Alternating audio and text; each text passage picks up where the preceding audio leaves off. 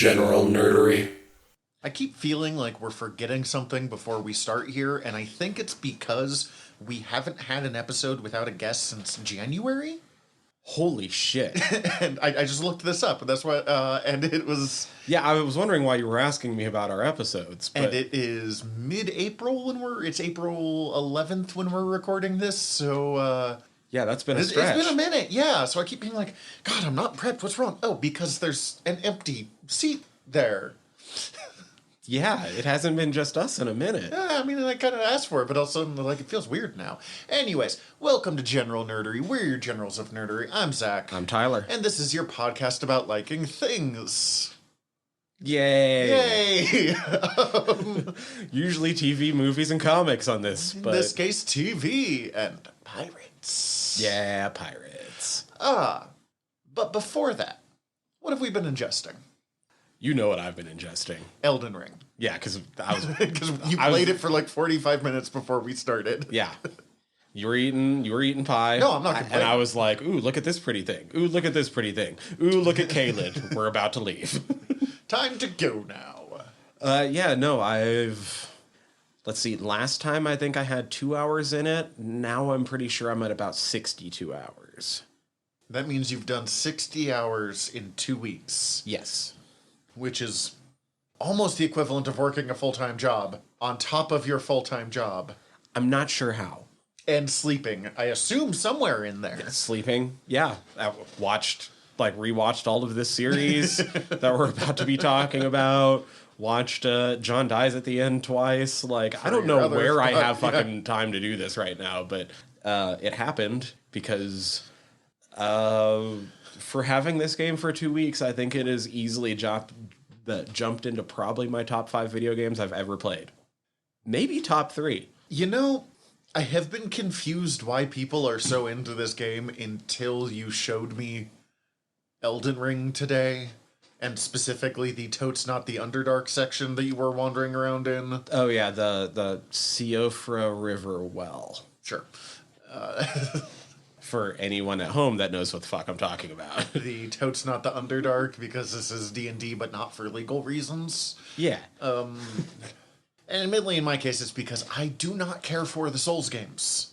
Like, it's just, the style does, I mean, they're fine, I get why people like them, but, like, the style doesn't grab me, and the gameplay made me actively angry. See, I didn't like them till this one. Yeah, and that's the thing. Like, even just watching you run around, I went, oh, this feels different enough that I kind of get it. I'm probably not going to get it because I own a Switch, and I don't see this game going great on the Nintendo Switch, but... No, they solved From Software, not that they had any problems, but they were always achieving what they were setting out to achieve, I guess is what I mean by they didn't have any problems. I had problems, like playing those older games. No, those games either work for you or they do not. Like, there's not a much in between for the Souls games. But I feel like they were always achieving what they were setting out to achieve. This one fixed that, though. Not that it needed to be fixed, but it did. Those other ones have very intricate level design for the most part that at times could make you feel like you were in an open world, but you were still kind of getting pushed along this linear path, and if you got up against like a boss or something... It was time to fight that boss now. It was time to fight that boss, or it was time to cheese your way through that boss, or at least find some cheesy way to skip past the boss. But the boss was an obstacle. Yes, this one you can just... This one, if you get stuck on a boss, like, it's an actual open world, so you can just fuck off for a bit. Like, I'm tired of dying to Godric. I don't have to keep dying to Godric. I can fucking warp back to this other side of Grace, and warp outside the fucking castle, and go fuck off, like, a couple kilometers down the road, and just, like, level up for a bit. Well, and I mean, obviously open world games have existed for a long time, but I was getting hardcore Breath of the Wild vibes from this. And I think it's because Breath of the Wild kind of changed the game on how open world really works.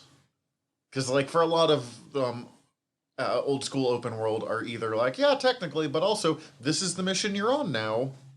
You just don't have to go to it immediately. Or they're like an MMO, which is its completely own thing. Not better or worse, it's just a different kind of gaming than like a single player, truly open world experience. Yeah, I think this is maybe my favorite open world experience since Morrowind, which did a little bit of that same thing. Yes, you had quests and there was a main quest line, but it actually let you fuck up the main quest line. You could make it so that you could not finish the game. Yeah, it fixed some... I'm not sure it fixed some... Oblivion and Skyrim kind of, quote-unquote, fixed the problems of, no, you can't kill that person, we need them.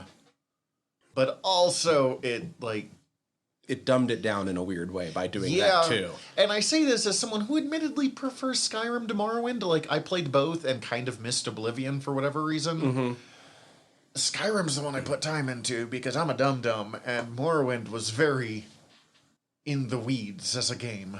Yeah, but Morrowind was a lot of the same thing, though, where it's like, we're dropping you off. Have fun! Here's the barest hints of where you're supposed to go for your quest. And as you go in, it gives you a lot more guidance than the Souls games do, where it's still like, okay, I just talked to this NPC like 5 times. I think they're telling me to go somewhere. I know you don't have a Switch, but you really would love Breath of the Wild if you're a fan of... Well, let's figure out what's happening now. I mean, that's what I've heard. I never played Breath of the Wild. I had heard comparisons to this game, to those games before I started playing this. I mean, if that's what it is, that has me more excited to eventually get to it, but at the same time, like, it also has me a little bit bummed out because as good as Breath of the Wild might be, and no matter how similar they are, I like this setting more. See, and that's what I was thinking of, like, Elden Ring looks fun, but, like, Breath of the Wild's more my scene design-wise. Which, nothing wrong with it, it's everyone's got their own. I have seen a lot of, like, no, Breath of the Wild is better. No, Elden Ring is better, like, clickbait articles. I'm like, come on, man, just let people fucking like things. Like, I also like weapons not breaking. I can understand that, and I can understand why it's annoying for people, but it's so easy to pick up weapons in Breath of the Wild that it is not a huge concern.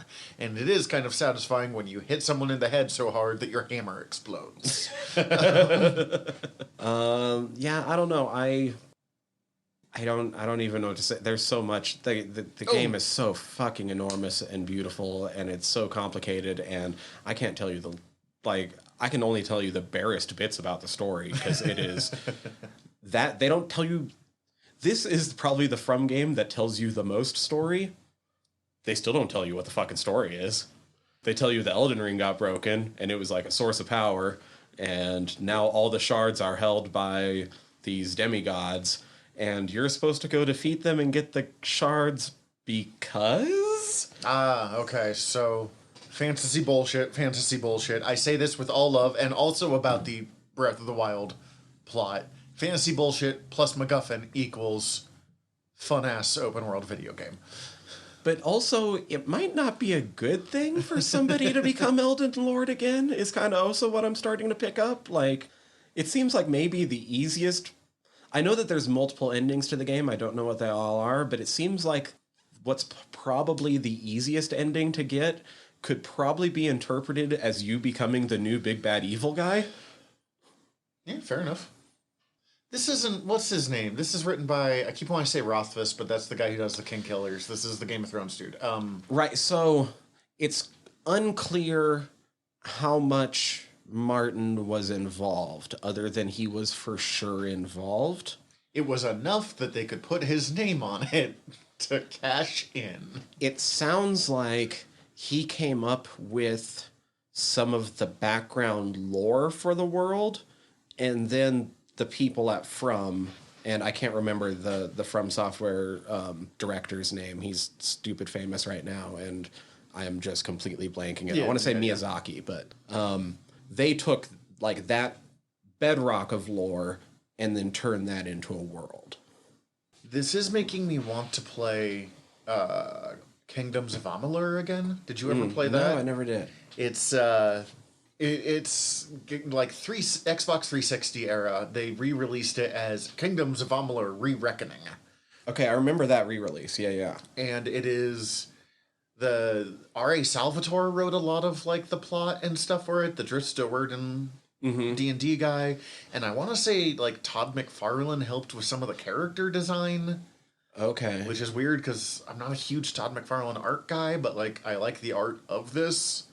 It is trying to do what Elden Ring is kind of more successfully doing. It's also trying to do what Fable was trying to do. It's that like single player open world, feels like an MMO, but it's not, kind of middle ground. And that's the weird thing. The part that is surprising me is how much I actually enjoy the weird community aspect. Because, what was it? I heard somebody describe it as the game is kind of an asynchronous MMO. You're all playing the same game, you're going through the same challenges, but not at the same times. But there's ways to leave messages in the world for other players. And then you can go and read the messages, and sometimes it's helpful, and sometimes it's people fucking with you, and sometimes it's a fucking meme. But then you can also, like, you can go rate the messages. Guess what? If you leave a message and somebody rates your message while you're playing, you get a free heal. The things that games can do these days, as someone whose primary video game experience is still the PS2 era, blows my goddamn mind. And not only, like, are there the messages, but as you're running around, like, ghosts will pop up, and so you get to see what other players did in that area for, like, 4 or 5 seconds. Okay, I saw some ghosts while you were playing, and I did not understand what that was. Like, I didn't know if that was you biffed it and I was seeing a previous version, or, okay, so that doesn't make sense, but that's super interesting. You know, that's completely other players for just, like, 4 or 5 seconds of their playtime while they're in that area. And you get to see what they were doing. I didn't touch any, but there's a bunch of bloodstains on the ground. That's where another player died.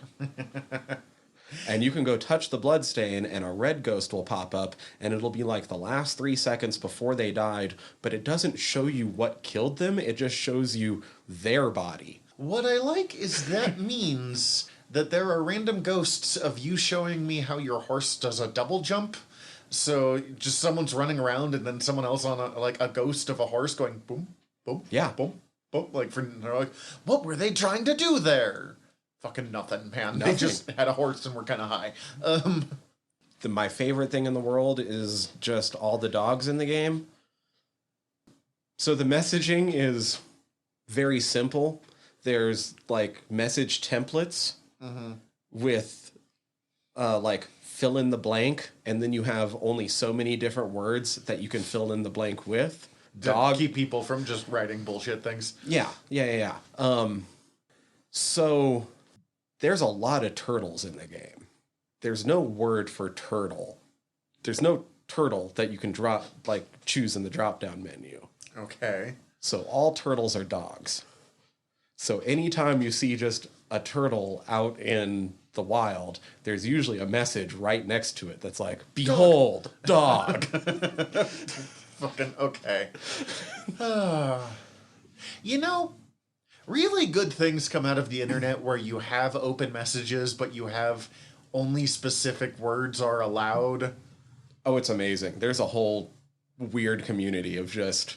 Because people put weird, interesting shit instead of, like, neckbeards being racist to be edgy. So... Some of them are... Like I said, some of the messages left are just kind of memes or, like, jokes or shit. Some of them, people will set messages to fuck with you. And I don't mean, like, they'll say, like, oh, there's a secret door ahead when there's not. It's, like, the button to read a message and the button to interact with an object is the same button. So if people will, like... right there, people will, like, leave a message right in front of a ladder. You're like, no, I just want to... And it's a ladder that, like... Maybe you're trying to run through this dungeon to get to the boss. What bastards. What bastards. For a game that's already, like, a series that's already known for being, or I guess technically not a series, a developer that's already known for making super hard games. the people just make it worse, but in Well, the, yes, that's the other the thing most about the fun internet. way. Plus, this one has just gotten so mainstream that like the old school get good Soulsborne community is just like getting kind of stomped on right now. Get good, scrub, and they're like, no, fuck off. Which They're like, fuck off, you can't tell that to everyone now because now everyone's fucking playing the game, so fuck man, you. that was the other. Yep, okay. Like, they're still there, Oh, of course. I've But- been on the internet. I've played games before. but it's not like it was. This It's not is the League of um, Legends community. No, oh god, no. No, I've actually been enjoying like the kind of weird community aspect, as well as just like I have 3 or 4 friends at this like at work that play, and this is the first time in years that I've talked about games in this way because it's a lot like the super old school like NES games where you're like on the playground and being like, did you know if you could do this, you can do this, you can do this? Because the game doesn't tell you anything, you have to figure it out, and then it's up to you to spread it with others. Oh, hell yeah. So it's been like, oh, like I got to tell somebody at work the other day, it was like, oh yeah, I ran into Blythe, who's the fucking giant half wolf guy, and he's like, yeah, and da da da da da, and he's like, I went and grabbed this dagger from the Everjail, and it was kind of a hard fight, and I'm like, oh shit, did you know that you can like summon Blythe for that fight? He's like, wait, what? Nice. All right, what have I been ingesting? Mostly we've been watching the first season of Star Trek Discovery again because our roommate Grizz has not seen it, and the new Star Trek show that launches in, I think, May is soon. It launches soon. Ah, fuck, that's the trailer that we were going to watch. That I was going to have us. We can pause before we go into the trailer park. Stars a character who's in season 2, Captain Pike. So, while not essential for watching it, we decided to, rewatch because it's fucking good. And it really... I have not rewatched Star Trek Discovery Season 1 since I first saw it, so this is the first time going like, oh fuck, I know what's gonna happen here. Like, Right. it's not the like, oh my god, like this twist I saw coming so far ahead, but like the little small things that is like, oh, right. That's really different when you watch it in retrospect. Like, spoiler if you care about it, this is about spoiler of a show that came out several years ago. One of the characters in it is skip forward 30 seconds if you care. One of the characters is an undercover Klingon that even he doesn't know he's undercover. He's like Oh shit, okay, cover identity. yeah. And he starts dating one of the main cast members. But when we first meet him as a undercover Klingon, or as a regular Klingon before he went undercover, those two get into a fight, and she fucking stabs him in the eyes, like both eyes, with her thumbs while he's like trying to kill her. And I'm like, oh, okay, so your relationship definitely takes on some different flavors with the eye gouging. Oh shit, that's Or like interesting. some of the big reveals of like, oh my god, this thing has been happening, and watching and being like, oh, so this scene takes a completely different context to knowing end of season stuff. And I'm being kind of vague here because I actually kind of want us to do a Star Trek Discovery season at some point because it's only 12 to 15 episodes, so it's much that ain't easier bad. to do. And it's got a lot of like, God, I can't think of his name. He plays Lucius Malfoy. He plays Jason Isaac. Oh, okay, yeah. Jason Isaac is the captain. He's in a bunch of stuff that's really fucking good. Doug Jones, who's in like every Guillermo del Toro movie, is one of the main cast members. Doug Jones, who I just got done watching, and John dies at the end about an hour ago. Oh, really? A movie where he plays a normal person? Or does he?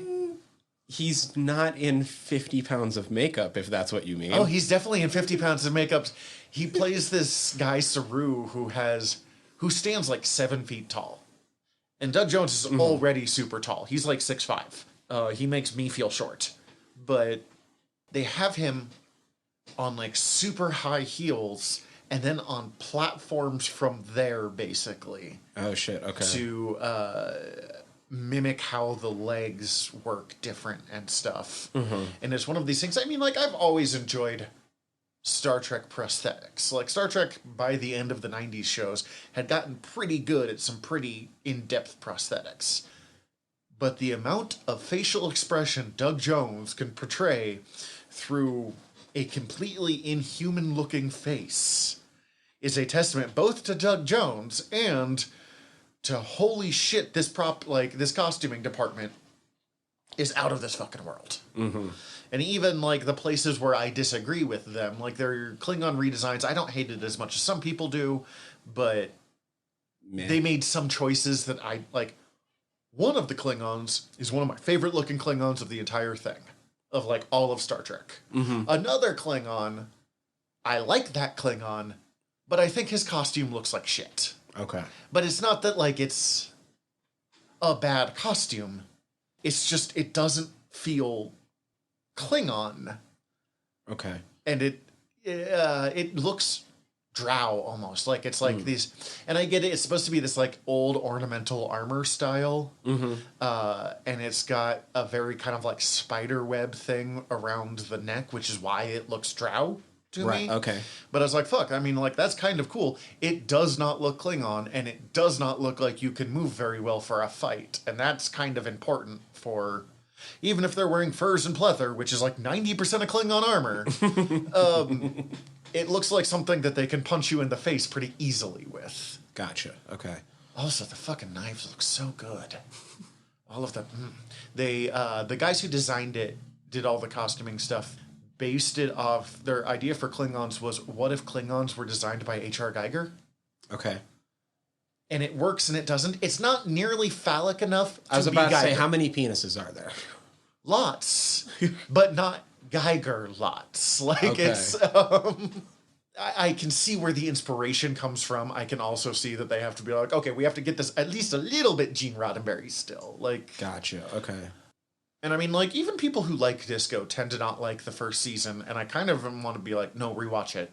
One of the episodes I watched is like some of the most classic Star Trek I have ever seen. Of like, here's this wild time travel storyline that we've got going. It's like a Groundhog Day repeating concept. I mean, it's a fucking sci-fi classic, but like wild Star Trek time travel shenanigans are happening. But also, we are going to solve it by expressing emotions and learning to communicate and grow between each other as people. Like, that is as Star Trek as you can get. And then making it one of the relationships that they have to work through in it explicitly queer. Okay. Is incredible. Because old school Star Trek, which I will live and fucking die for, had no openly gay characters. And they weren't really allowed to. Because it was the 90s. On network television. And network television, and Rick Berman in particular. It did have a lesbian kiss at one point, which was like, oh my god, huge moment. With Oliver Queen's mother from Arrow, which is wildly changes the episode when I rewatched it and went, Moira! Moira, Good Queen. for you! I would also like to make out with Terry Farrell, so I'm not judging. I'm just, even time, they had to really kind of skirt around the concept of homosexuality because it was one of those things of like, we're not against adding it, but we need to make sure it really adds to the story. Like that kind of, no, not kind of, that definitely bullshit argument of like, well, are we just putting in gay people to have gay people, or does it add to the plot? Like, fuck you, man. You're not worrying about that for like all the heteronormative relationships. So introducing this couple as like, oh, they're a gay couple by showing them like they've been interacting throughout the show, and you know that they know each other, but you don't know they're in a relationship until it shows them at the end of the day and they're brushing their teeth together and like discussing their day. And you're like, oh, holy fuck. And it's such a queer show. I still feel weird as a straight man using the word queer. Because for so much of our childhood, 90s? it was like the bad word. Because we were children in the 90s? Yes, exactly. And we're going to use it a lot in this upcoming, in this episode, because we're going to talk about like the queerest fucking show I've ever seen. But Star Trek Discovery, while there's like only a couple of like on-screen gay relationships, fucking half the cast is openly queer in one way or another. And one of the cast members talked about how the season 2 finale and reading that script is what made her come out. reading it and like all of these characters making this big, brave, dangerous choice to like move ahead into the future, and her being like, that's what I have to do, and like huge moment in her car and her being like, oh my god, like what is happening right now. I love that whole show, and I like it more than I thought I did, and I already thought I liked it, so hooray. Yeah. Oh, that's awesome. Yeah. Hell yeah. Should we go get that trailer fresh so we can talk about it? Because Yeah. I did watch it, but... I did too, but it was a couple of days ago, so... Yeah, so we're going to pause for a second. For you all, it's going to be no time, but then we'll be right back. Okay, so I know that we just took a break to watch a trailer so we could talk about it, but while we were on that break, it reminded me of something. Yeah. I assume La- Elden Ring? No. Last time we talked, Moon Knight hadn't dropped yet. Oh yeah, I still haven't seen it yet. You still haven't watched it No, yet? I'm gonna, Oh, like... Okay. I fucking want to, but I just keep getting distracted by Star Trek Discovery, to be honest with you. In that case, we won't talk about it right now. Okay. We'll wait till next time. How much do you know? There is one small spoiler that I want to bring up really quick because it's different, but I kind of like what they're doing. Go ahead. So, Moon Knight, Mark, And Steven, And we haven't and seen Mr. Jake yet. Knight, yeah, we haven't seen Jake yet, aren't as separate as normal. Okay. Moon Knight is basically Mark's superhero version, and Mr. Knight is basically Steven's superhero version. That's confusing but interesting at the same time. Because normally they're all... Moon Knight and Mr. Knight are essentially the same person. It's just whatever he is, like, what specific thing he needs to be geared up for. Kind of it is kind of becoming more Moon Knight is when it's like the serious superhero stuff, and Mr. Knight when it's the like more street Yeah, level, detective-y. detective-y. Yeah, I have to talk to people who aren't super powered. So that was just something I noticed, like, right away, especially when they finally bring in Mr. Knight. But I don't dislike it. I'm either going to watch that tonight or I'm going to play the Mario Kart levels that we downloaded because I've wanted to do both and I just haven't found the time for either yet. But so far, yeah, it's great. And I guess that's where I'll leave it for now, but we will have more in-depth talk coming up about it. Oh, and we'll certainly have a Moon Knight episode over on Noob Island before too long. Yeah. I think a couple of months from now is when it would come up, so it'll happen. Anyways, my first immediate thought, because I think we talked about it last week when we were talking about, not last week, last time, Eighth Doctor Paul McGann. Mm-hmm. And there was a lot of push when that little mini episode came out of Paul McGann of give us a series of Paul McGann as the Doctor because we never really got that. We only got the movie. That's sort of what this show is for Captain Christopher Pike. Because for those who don't know, Captain Christopher Pike was the captain of the Enterprise in the original pilot episode of the first Star Trek series. Right. But the show didn't get picked up, but in a rare case, because they liked it, just not enough to get it, they let them shoot a new pilot, and in that time, that actor chose not to continue, so they introduced William Shatner as James Kirk. And they later used scenes from that original pilot in its own, like, here's a cheap way to make us an episode or two, and still use what we had. So it made Pike canon. So we only had this one story with Christopher Pike, and then he appears as an admiral a couple of times in the new Star Trek movies. Right. So people have always been super fascinated by Pike, and then he showed up in Disco, and everyone went, for the love of God, give Anson Mount a fucking TV show. And they listened. Give Anson Mount a TV show that isn't Inhumans. Oh, God. And I noticed... I still hope he shows up as part of the fucking Illuminati. Oh, no, Anson Mount is great. Yeah. The problem with Inhumans was never the actors, from what I could tell. Medusa looked bad, but that was also just a shitty again, fucking not wig. not her fault. It's not her wig. One thing I noticed on this, because this is advertising itself as this is much more traditional Star Trek. It's more hopeful, which you can tell from watching that trailer. Mm-hmm. I mean, it's got its own fucked up stuff, but like, it's more hopeful. It's much more episodic. It's like, let's go explore strange new worlds. But considering that I'm pretty sure I saw 3 different sets of people fucking in this trailer, it's about as horny as old school Star Trek is.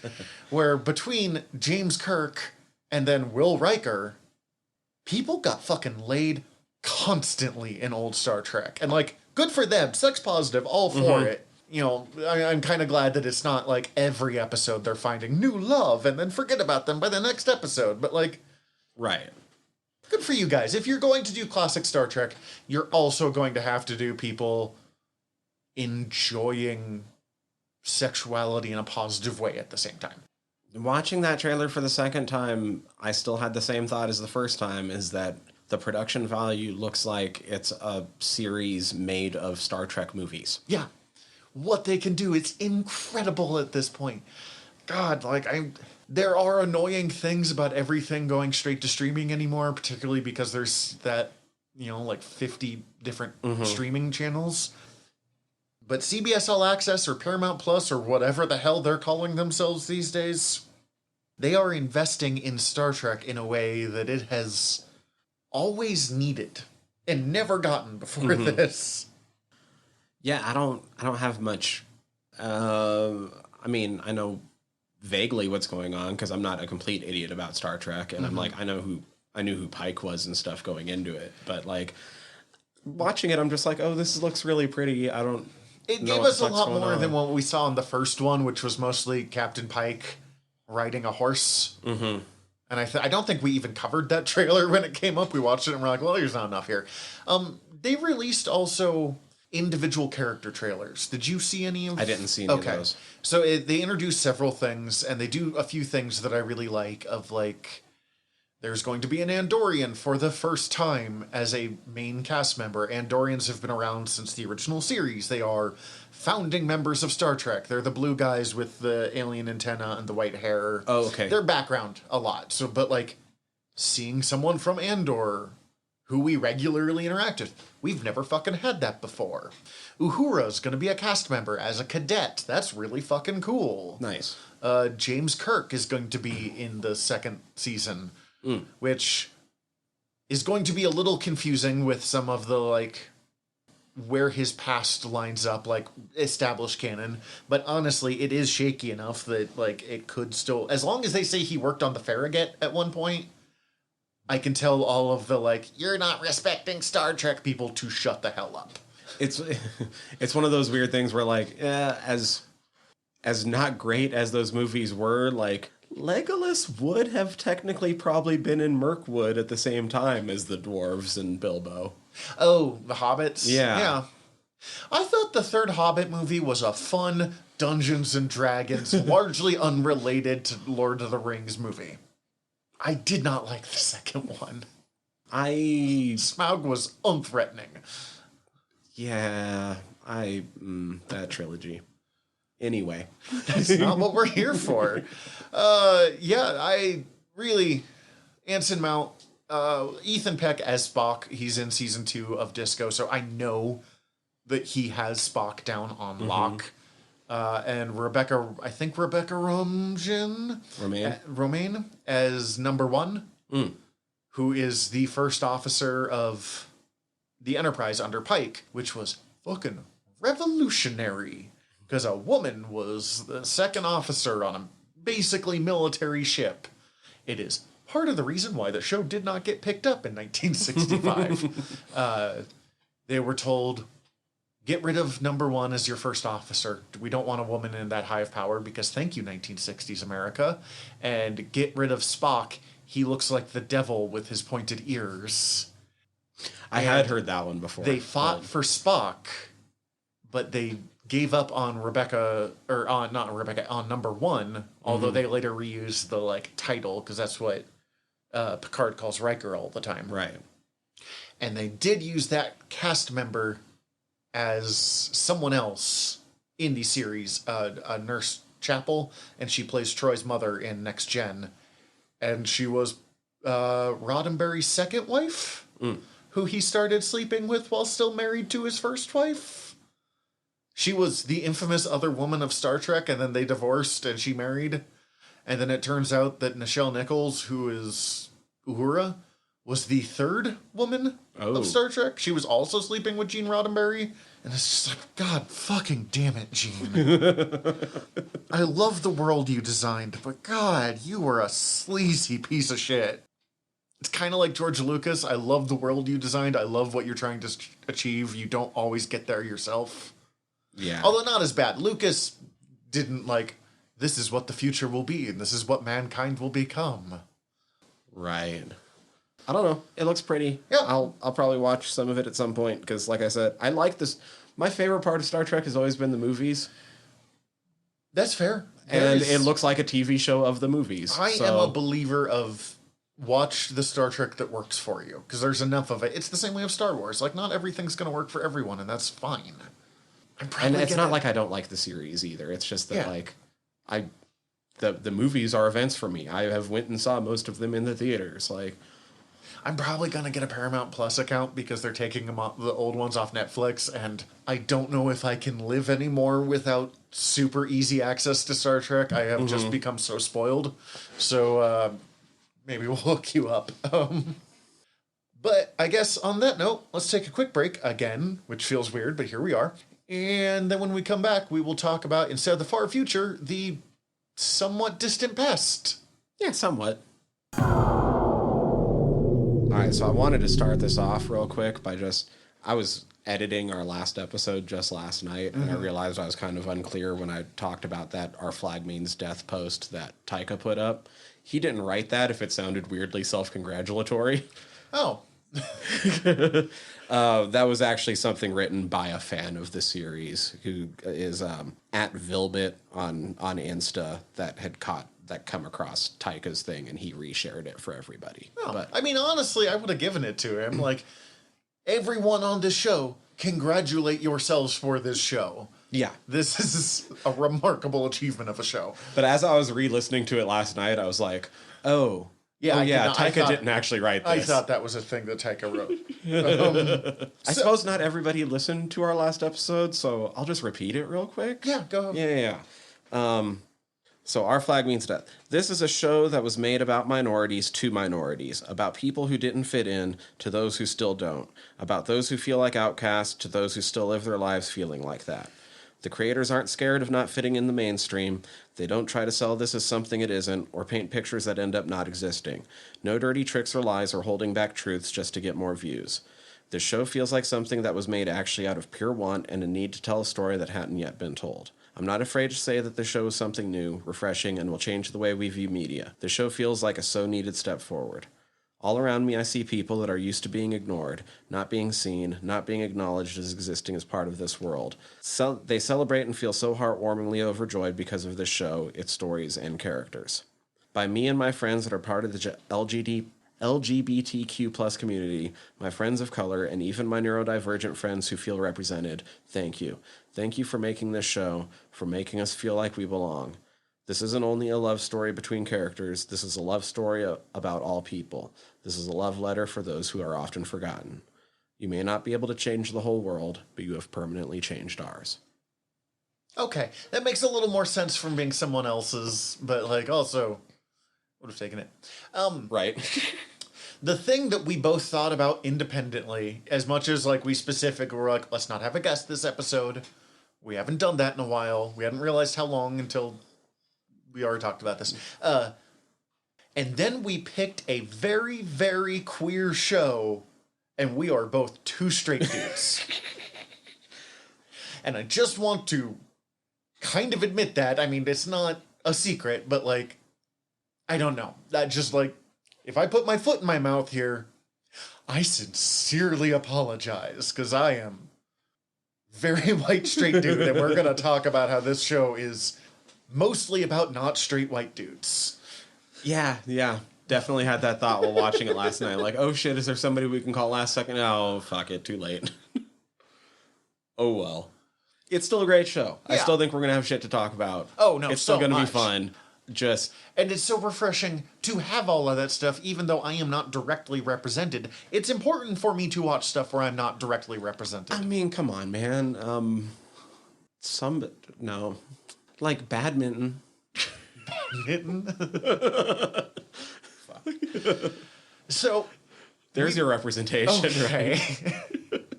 Closest I have to representation is all the shitty characters, but there's nothing wrong with that because historically. So before we do this, let's talk a little bit because I know we both did a little bit of research about historical age of pirates, and also I want to know what is your history with pirates?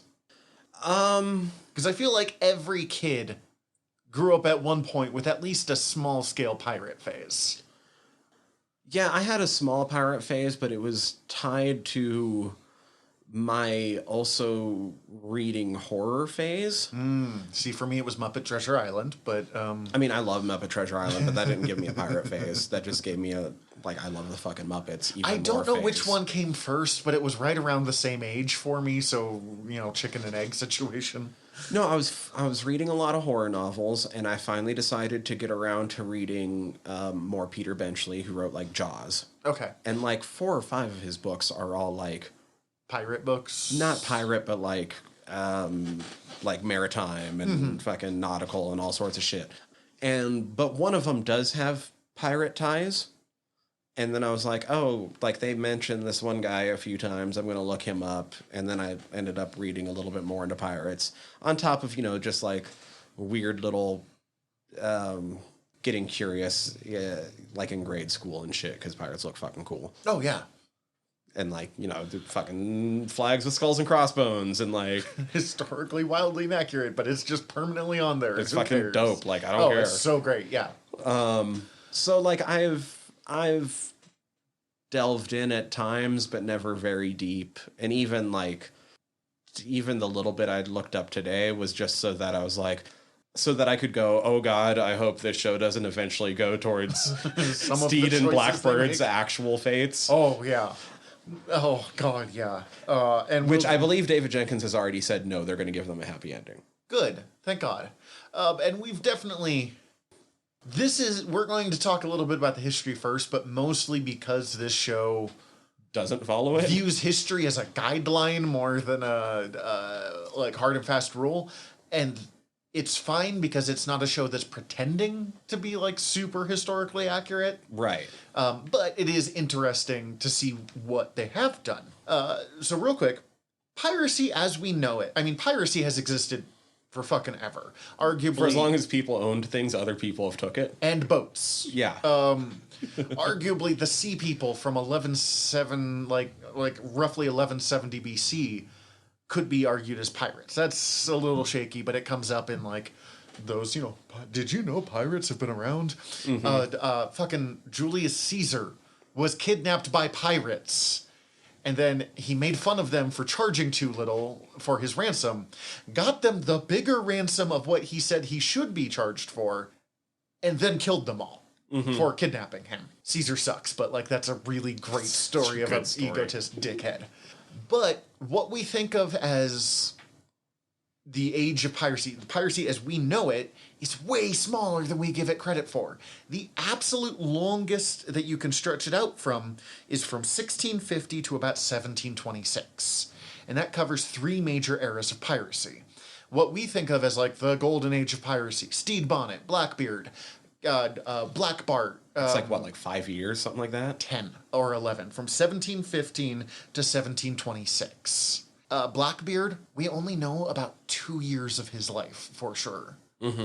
Fucking let that set in. He's one of the most famous people in history. He kind of sucked. Actually, he really sucked. But, and we know of 2 years of his life. That's fucking nothing. And even that's spotty. Yeah, which we'll get to in just a sec. We tend to think of it, thanks to stuff like, to do modern stuff, Pirates of the Caribbean, or older stuff that I'll talk about in just a sec, of pirating being like, oh, my father was a pirate, and I'm a pirate, and that might have been a thing, but for the most part, That might have been a thing for, 2 people. Yeah. For the most part, what we think of as pirating happens because the War of Spanish Succession ended, and suddenly there was a shit ton of trained Navy soldiers with no jobs and a bunch of imperialism happening in the Caribbean that they were not keeping a close eye on. It was unemployed sailors and the rampant imperialism as a British colony in the Caribbean fell apart, and this is what we got out of it.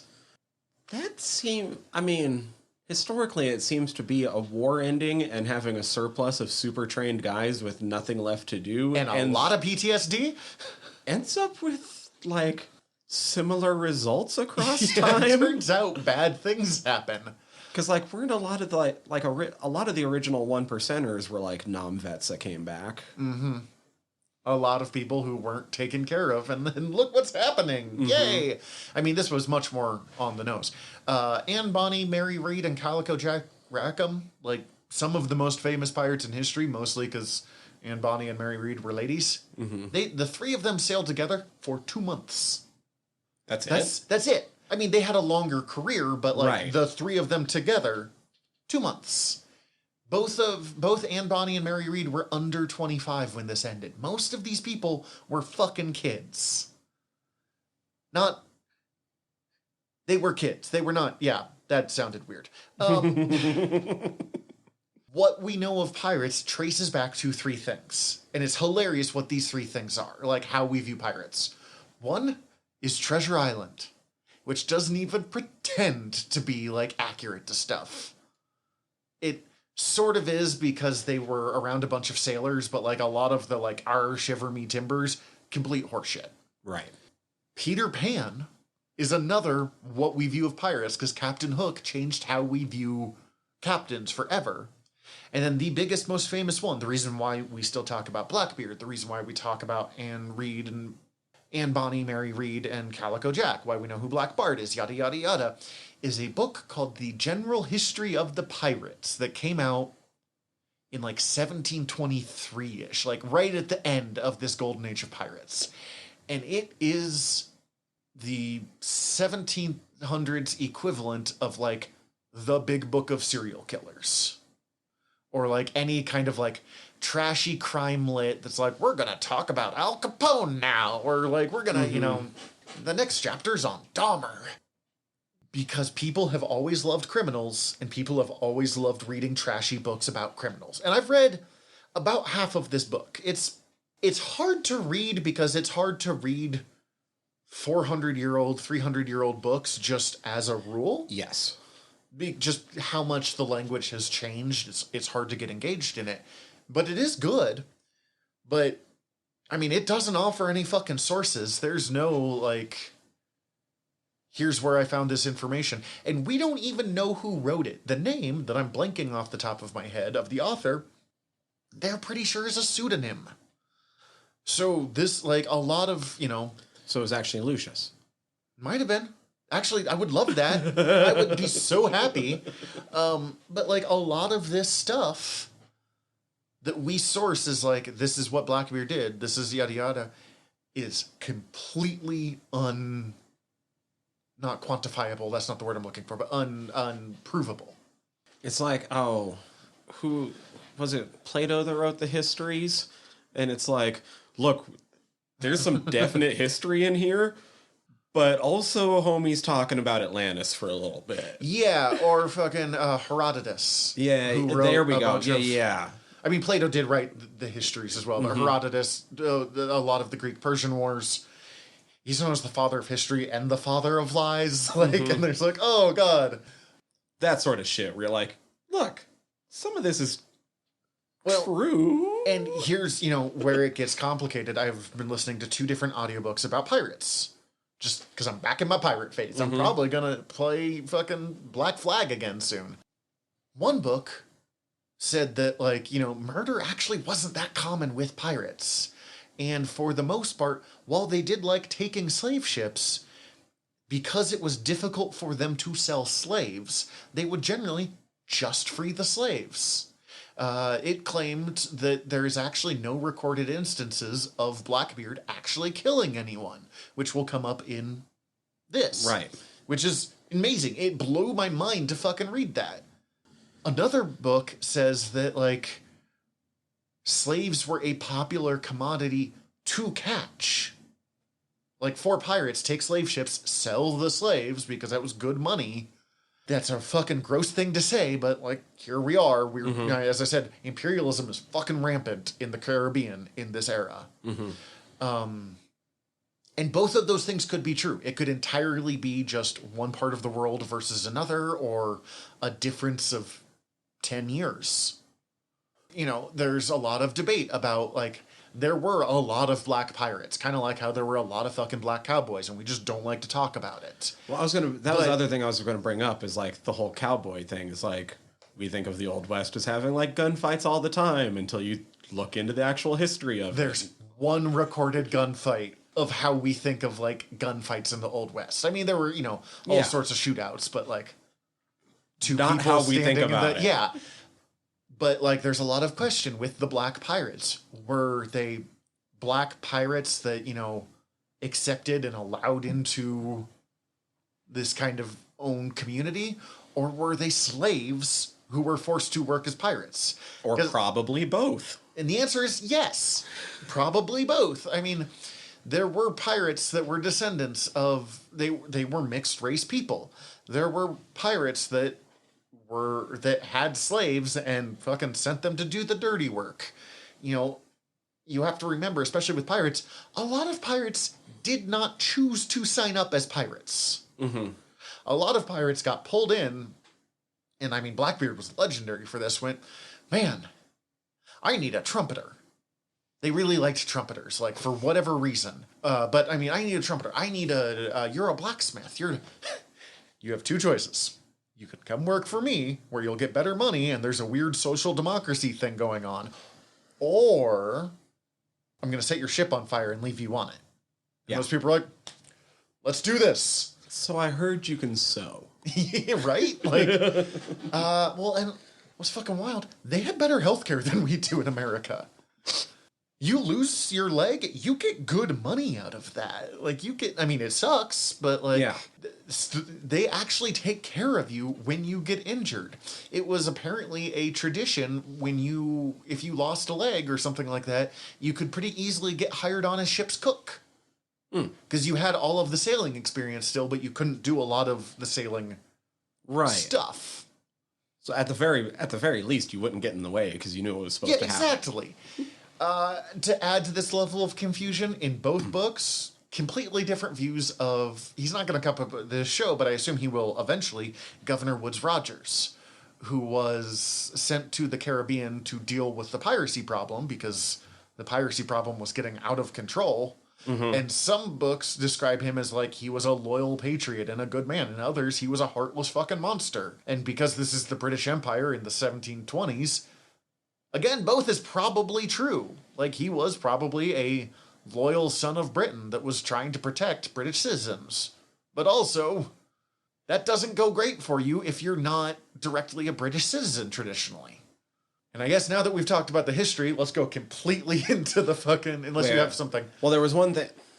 Because, as you brought up, at some point, you know, you've had a... Even if it's not super deep, we've all had sort of a little pirate stint. Who's your favorite pirate? Favorite being a loose word here. Yes, they're terrible I people, understand. but like... I like Black Bart because he was actually good at his job. Okay.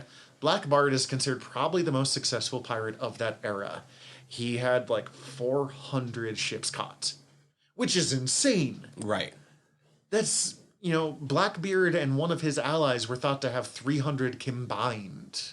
Blackbeard was my favorite when I was a kid because, you know, he's Blackbeard. And then you grow up and you're like, oh man, like, I don't know.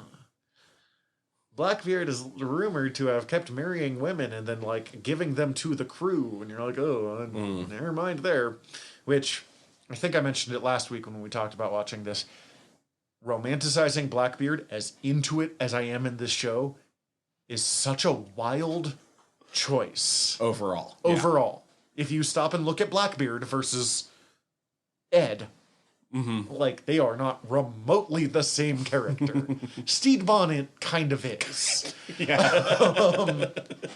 I really loved Anne Bonny and Mary Read. I still really like Mary Read. Anne Bonny's kind of a spoiled rich girl. Okay.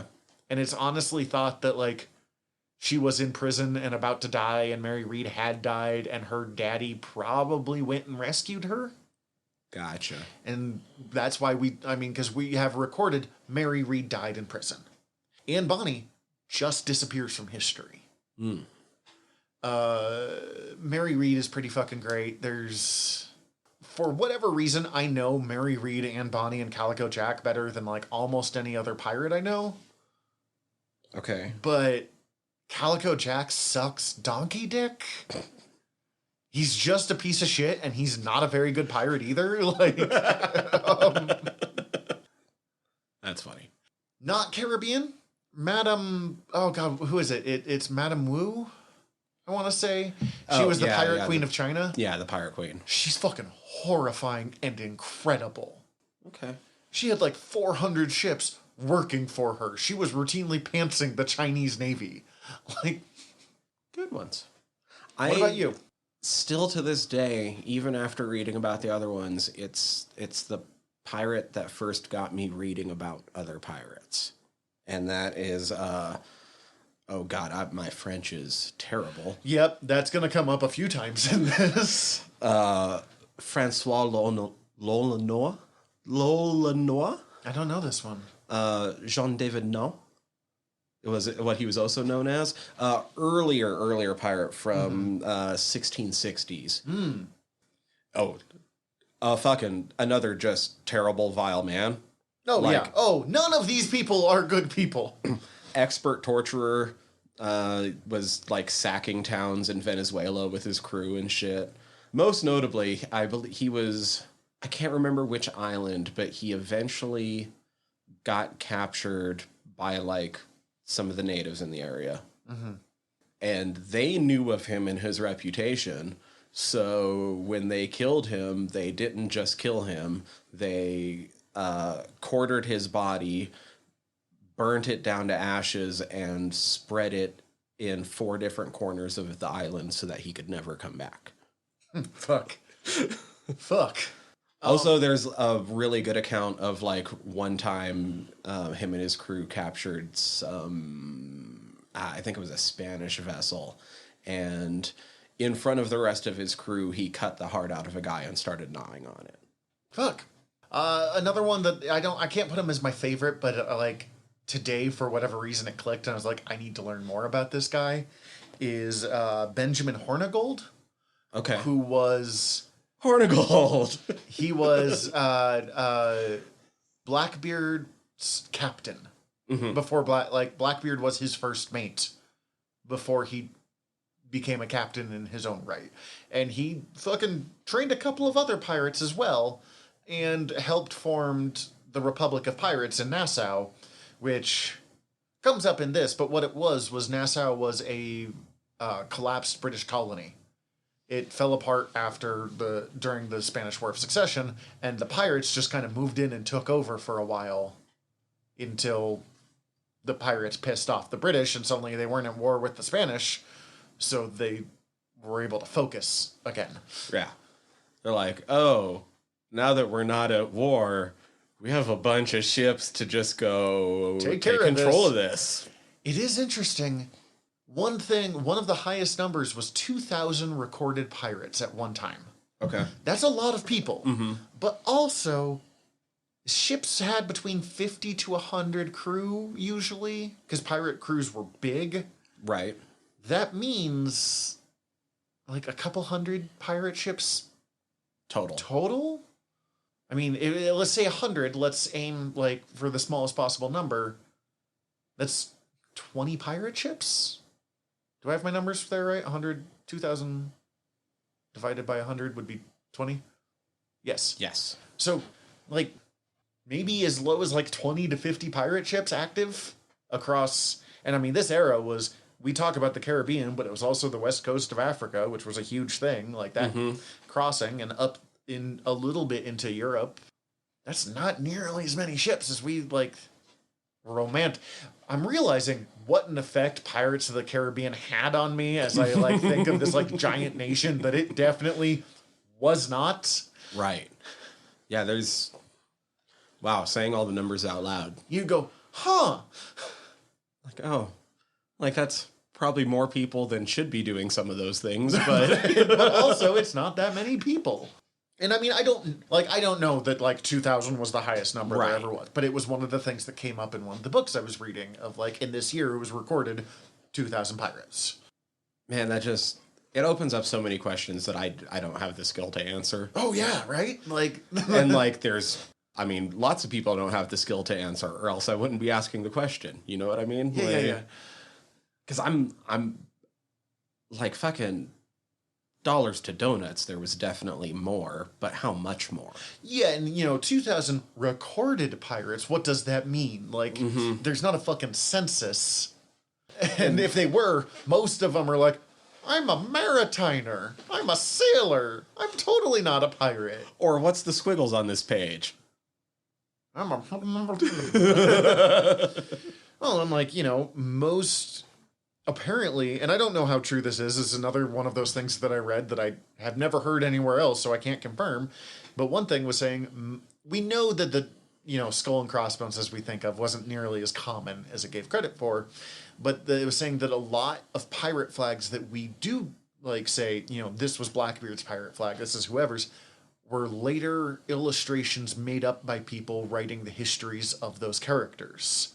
Oh, okay. So a lot of them might have just had a plain black or a plain blood red flag, as opposed to like, this is the symbol of the Queen Anne's revenge, or this is the symbol of the...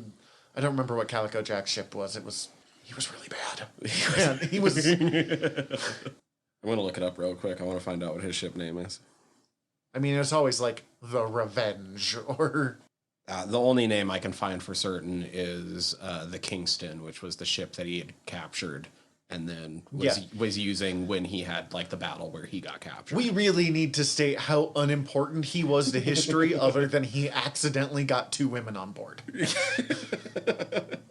One was on purpose. He did seduce Anne Bonny. I keep wanting to say Anne Reed. I keep mixing up their names.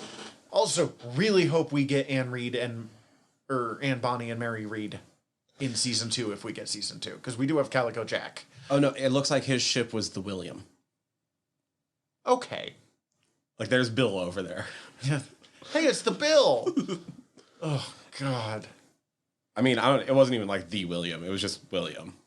Hey, it's Bill. It's Bill. Jesus Christ, man.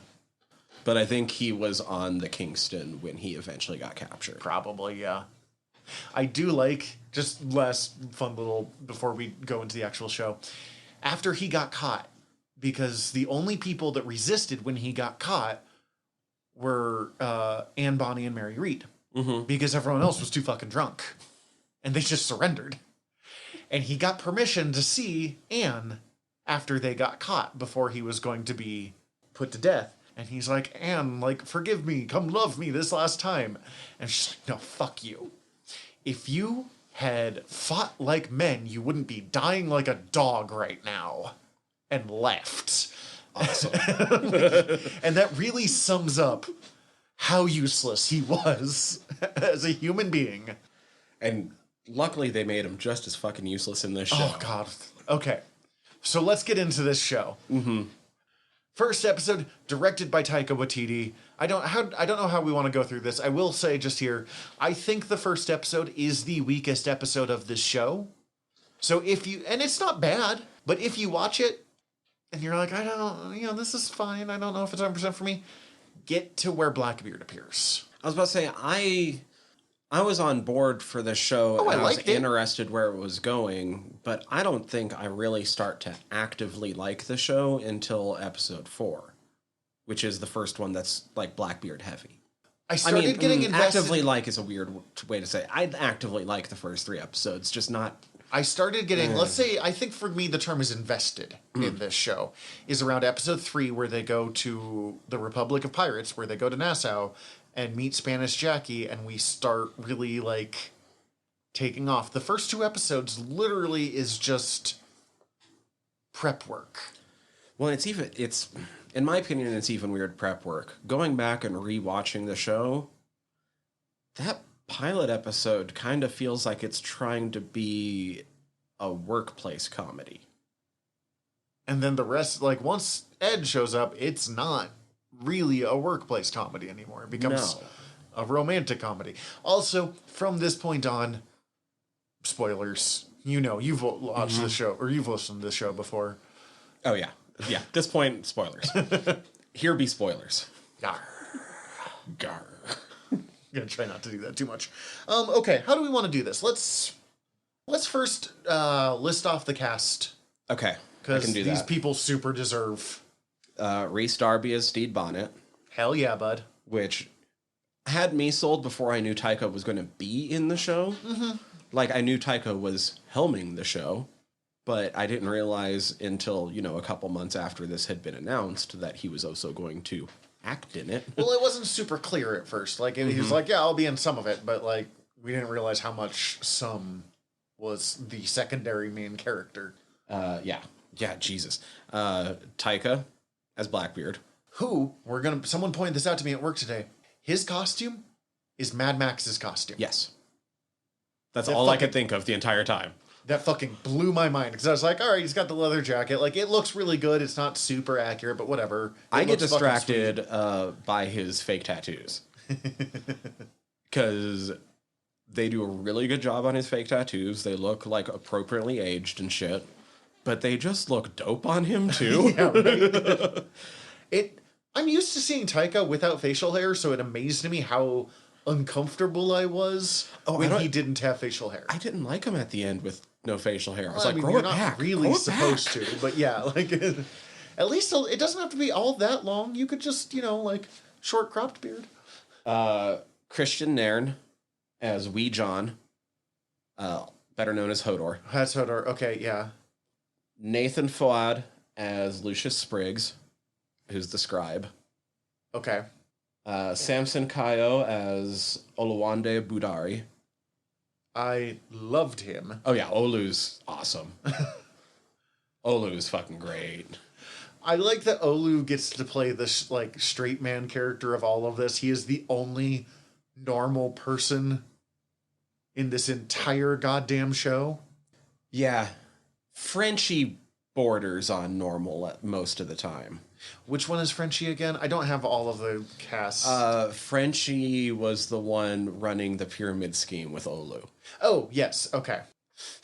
Most of the time, he's pretty normal. There's times where they use him to interact with the others, and he goes a little bit beyond. But He's a weirdo pirate guy, but he is less insane than everyone else. Rory Kinnear as both Captain Nigel Badminton and Admiral Chauncey Badminton. Yes. Chauncey. Oh, Chauncey. And probably more badmintons to come. I'm going to guess they're going to keep rolling with that joke. My dear hope so. younger brother, or my dear twin brother. Doesn't he have more hair than you? That's fucking rude, man. Con O'Neill as Izzy Hands. Izzy Hands is another one of those that is a relatively historical figure. Like, there was a real-life Izzy Hands, Oh, yeah. I think. Who, Israel Hands, also known as Basilica Hands, was an 18th century pirate best known for being second in command to Edward Teach. And he actually had a much longer career than Edward Teach, if I remember. Although I think he became a privateer or something like that. He is the worst, but not the actor. I actually really hope the actor's a nice guy, because he plays... You need someone to be the, like, shitty, unaccepting douche of the weird family that develops from Family this. pirate ship. Yes! I will... A minor spoiler. Next episode, he's in a small part, but we will be seeing him again. He's in the Batman? Yes. Oh my god. He's not in a big part in it, but No, he's but in I'm it. going to see if I catch him. Oh, yeah. Vico Ortiz as Bonifacio Jimenez. That's the... Jim. Oh. Jim is someone we desperately need more time with. Jim and Olu are so cute. They're super cute. Jim is kind of the closest there is to, like, a traditional action hero pirate character from old school pirate novels. Mm-hmm. Ewan Bremner as Buttons. The insane cook?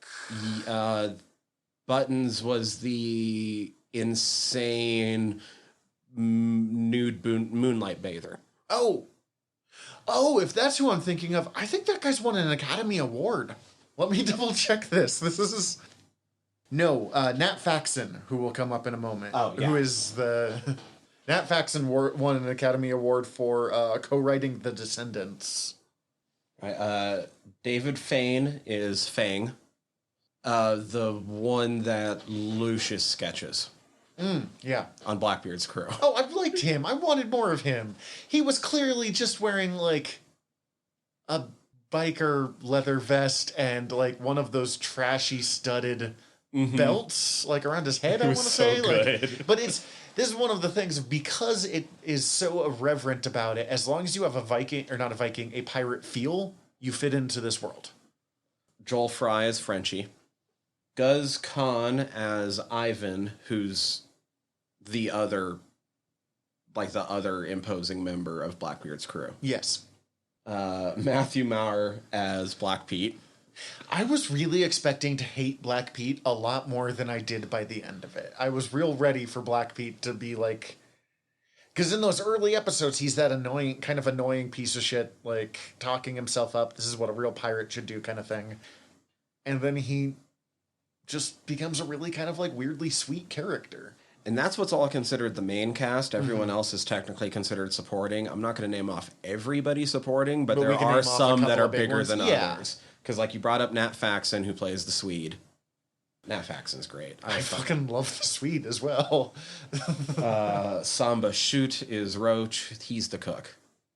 Oh, okay. Roach is a lot of fun. Mm-hmm. Leslie Jones shows up as Spanish Jackie. Who we looked her up. She is... God, I'm going to mispronounce some French, so it's my turn now. She is theoretically based off of a real pirate, a woman named Jacquot de la Haye? That's what it looks like to me. I mean, it's probably like Jacquot de la. She is a woman from Haiti who took over the Caribbean island of Tortuga and made it a freebooters republic. She did live about 60 years before this era in one of the earlier, like, golden ages of pirates. And there is some debate about whether she actually existed. A lot of museums do treat it as like, no, she absolutely did. Look at this woman, she's incredible. And other people going, but we don't really have great sources for her. I sure hope she does, because Haitian woman takes over Tortuga and creates a, like, fucking haven out of it is incredible.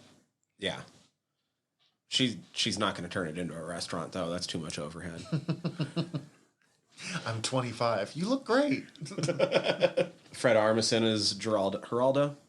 Fred Armisen, I have realized while watching this, he's never one of those actors I seek out, but I don't think I have ever watched a show where Fred Armisen appears where he doesn't make it a little better. I agree. Like, I don't really care about Portlandia, but, like, his recurring character in Brooklyn Nine-Nine, Halipnos, is one of my favorite, like, recurring gags in Brooklyn Nine-Nine, and fucking... My favorite episode of season 2 of Miracle Workers that is probably the one he's in, is the, like, burnt out musician. That was so good. Claudia O'Doherty as Mary Bonnet. Ooh, we'll talk about her. And let me see. Oh, and Will Arnett as Calico Jack. Mm-hmm. And then I think of the other supporting, the only other I'm going to bring up, Tim Heidecker was Doug. Which one was Doug? Mary's new guy. Oh, yes. Okay, I didn't recognize him. And then there were also just a couple of small ones that aren't really that important. Nick Kroll shows up. Kristen Schaal shows up. A lot of people that were on, like, Flight of the Conchords appear somewhere in there. And the woman who was the blonde lady from Third Rock from the Sun, whose name I don't know, appears. Right, Kristen Johnston. Thank you. And I'm only bringing that up because when we realized who that was, I could not unsee it. That's fucking... I did not put that together until you just said it now, and... No, Cece mentioned it, and so I was just like, oh, you're right. Man. I remember buying a 12-pack of Barks Root Beer just for the 3D glasses for the Third Rock from the Sun 3D episodes. Fucking wild.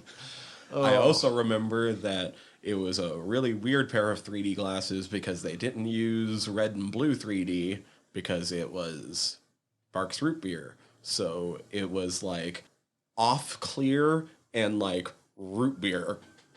Well, that sums up kind of my opinion of Barks Root Beer of like, this is fun and goofy, but not very good.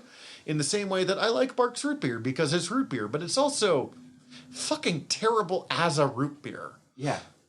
The best part is it has caffeine, whereas most of the other root beers don't. And it has bite.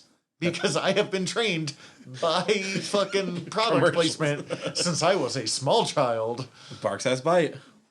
I will fucking not remember anyone's name when I have dementia, but I can probably say that sentence, just shoot it out. Which it took me like 6 years to realize was a reference to the fact that it has caffeine. I just learned this right now, to be honest with you. Oh, God, Barks is not good. All right, but this show, do we want to go episode by episode here, or... I mean, we can, but like, it doesn't matter to me. I took kind of notes episode by episode. I have it laid out here, but I don't care what we talk about as long as we're talking about it. Okay. Well, let's at least talk about, I mean, we'll go loosely by episode. How about that? Yeah. We have a relatively accurate version of who Steed Bonnie was. He was the gentleman pirate. He was completely unaware of how to do pirating. It is extremely He over the doesn't know top. how to pirate. Yeah, it is extremely over the top. He probably did not have a giant fucking library like that. I doubt he had a badminton court. I could see him having the library. He probably didn't have the hidden wardrobe. Oh, yeah. You are very right. He has a kind of Michael Scott from The Office. Especially the In first this. couple episodes. Not nearly as problematic as Michael was. Right. Because, I mean, he was just designed to be the idiot who says the wrong thing and is accidentally offensive. And Steed's not that. He's just fucking useless. Honestly, The first episode is legit just him kind of introducing everything that's going on. we have to set up what Steed is trying to do in this first episode for everything else to work. But it's like a lot of pilots, it's prep work. The best gag of this is that they want to overthrow him, but they can't decide if they should because he reads them bedtime stories and None no of them one else know can do how the to- voices right. And none of, like... Yeah, nobody can read except for Lucius, and he can't do the voices. Which I thought was hilarious because, like, I listened to quite a bit of Reese Darby because he does the Cryptid Factor podcast, which isn't super regular, but then, you know, they have like a good 70 They have enough, episodes yeah. are out. So even when they haven't put out a new episode, I can always go back to an old one if I want to. Like, that's what he does. He's one of those his actual comedy style is very akin to like a Robin Williams, where it's a very much manic energy and jumping into a shit ton of characters that he makes up on the fly, and they all have distinct voices. Just imagine being in a D&D campaign someone like that could run. Oh, it would be fucking fantastic. I would be so stressed, like trying sometimes to like, it would be match- annoying. Let me be completely real. I've listened to enough of him that at times it would be too much. Yes, it's like Robin Williams. You know, when he works, there's no one funnier than him. But when he doesn't work, it was mostly when he was on too much cocaine. But like it was. But when they're just like, oh yeah, he does the voices, I'm like, yes, I'm sure he does. I loved the joke in the first one that he actually pays his crew a salary, and it took them a while to get used to that idea. Yeah. There's the flag competition. We find out that Roach is terrified of cats. What? So the flag ends up being really close to his real flag. I think so. Yeah. Well, And they pick minus all the of them. cat. Yeah. But like the things on the side of the cat are from his flag. I do think it is interesting. The thing I noticed in this is all of them are like, this guy's an idiot. We shouldn't follow him. But they all end up doing what he says no matter what. Anyways, like, he's like, let's have a craft day and design a flag. And they're like, that's dumb. We're not going to do that. And then they all fucking do it. They all like, everyone follows his lead without even meaning to, and kind of without him meaning for them to, which I think is an interesting character to play or to like play with. I feel like they do, like, they lampshade that a little bit towards the end of the episode, where they have to like kind of have Olu spell out like, look, like, what the fuck else are we gonna do? Like, this is the easiest job any of us have ever had. Even if we don't raid something, we're still getting paid. Yeah, we're making good money doing this, so why the fuck not? Mm-hmm. Because it doesn't make that much sense that they would just follow this asshole. But I kind of think of it as almost like, it made me think of Carrot from the Discworld novels. Oh, okay. Not the same scale, but Yeah. like, everyone is so confused by what's happening, and like, he believes so strongly that everyone's just like a good chap underneath that they kind of just roll with whatever he says. well, I think it's partially that. Specifically, like, guards, Carrot. Yeah. I think it's partially something along those lines. And there's one other scene in this first episode that is very pivotal to the crew following Steed. And I think also, like, once again, I love Rhys Darby, but the star of this first episode is every other actor that is at the dinner between him and Captain Badminton, and the look of realization that comes over their faces as they realize how Steed has been treated his entire life. Yeah. As everyone sees it, and that is the kind of the thing. They're like, you're a fucking idiot, but like, clearly no one has ever respected you once in your life. And we feel kind of bad for that, because he's not a bad guy from the beginning. A little bit of entitled rich boy, but like, he's... Well, and if we're being honest about his crew, other than like Jim, his entire crew is made up of people that would be the lowest rank on any other ship that they would be on. Mm-hmm. They're Except all for kind maybe of Oluwande, who probably does, but he's not like, first But he mate wouldn't. or No, anything. he wouldn't like, be first mate. And I was about to say, it's probably same with Frenchie. He wouldn't be the very bottom, but he's nowhere near the top. He'd be near the bottom. Yeah. Like, fucking the Swede, whatever his name is absolutely at the bottom. Right. I mean, Or the guy, the one you were talking about that I always mix up with the Swede. yeah, Buttons is only useful for like how good his eyes are.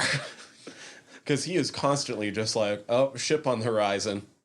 Oh, there's another one. We'll get to him in a moment. His naked with a seagull scene, which is such a weird sentence, but is like one of the most perfect scenes of the show for the amount of like awkward white pale butt that I have to see during that scene.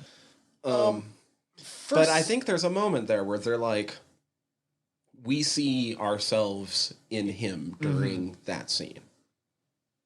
And I think all those actors pulled it off extremely wonderfully.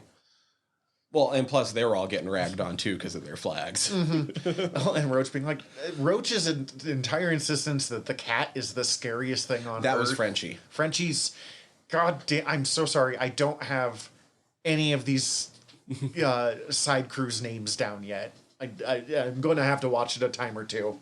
Me and names, we've covered this over the years. His insistence that the cats are the scariest thing is the funniest part of this episode. They steal your soul. Right? And then when we see these... I do like that when we see these pirates actually be pirates, even though they are like the useless dregs, they're not bad pirates. They overwhelm fucking trained British soldiers almost without trying. Mm-hmm. They were set up not on purpose, thanks to Steed, to have like the perfect ambush against those guys. Oh, yeah. But like when the time came for action, they could do it. they jumped in, no question. Fucking metal teeth and all. Oh god. The kind of only other important thing to mention in this episode is one of the dear sweet twin brother whose name I don't have The British commander yeah. accidentally Bad dies trying to kill Steed. And no, he wasn't even trying to kill Steed. He was about to run off and join the battle. Okay. That's right, because Steed wasn't important enough to kill. Falls on his own sword, and Olu convinces Steed to claim that he killed him. And then do we see little bits of Mary in this first episode? If we do, it's just like the literal very seconds earliest worth. flash. Yeah. We see little moments of Steed. We do see a little bit of Mary in this one. Of his wife seeming to hate him, and his dad being a dick to him. Which kind of leads us into episode 2. A damned man. Which is mostly him freaking out about the fact that he killed someone, even though he did not kill someone. No, but, you know... Someone is dead because of him. Yeah. So I get it, but, like...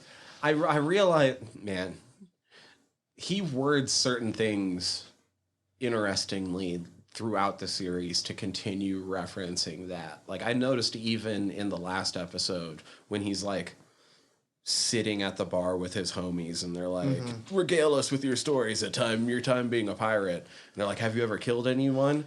He's like, the way he answers is like, I have been the cause of death. And we'll get to it when we get there, but that scene was fucking masterfully done by Rhys Darby. Like, the way that he saw some shit. Like, you don't realize how much he's grown until that episode comes up. I don't know, this one also falls for me under a not particularly strong episode, but not, like, there's no bad episode of this show. It's just that there's some that are definitely weaker than the others. Yeah, and it's kind of these first two. Yeah, the prisoners run off. Everyone gets caught by natives. I was really nervous the moment natives showed up because it's been done badly so often in television, even when it's like natives being like, these fucking white people, man, which is very much the route they took on this one. I think they did better than most. Yeah, I trust Taika with native shit, especially after Reservation Dogs. I still need to see that. Especially after Reservation Dogs. They fucking, holy shit, that show. God, I can't wait for that to come back. No, I loved it. I love the fact that Olu was just hanging out. They're like, hey, you want to hang out? Oh, and somewhere I think it was in the last episode, although it comes up much more here, we find out that Jack is secretly a woman. Jim is secretly a woman. We find out at the end of the first episode, but this is the one where they're like, I gotta go get a fucking bath. Yeah, it comes up that Jim is a woman. And then Lucius finds out.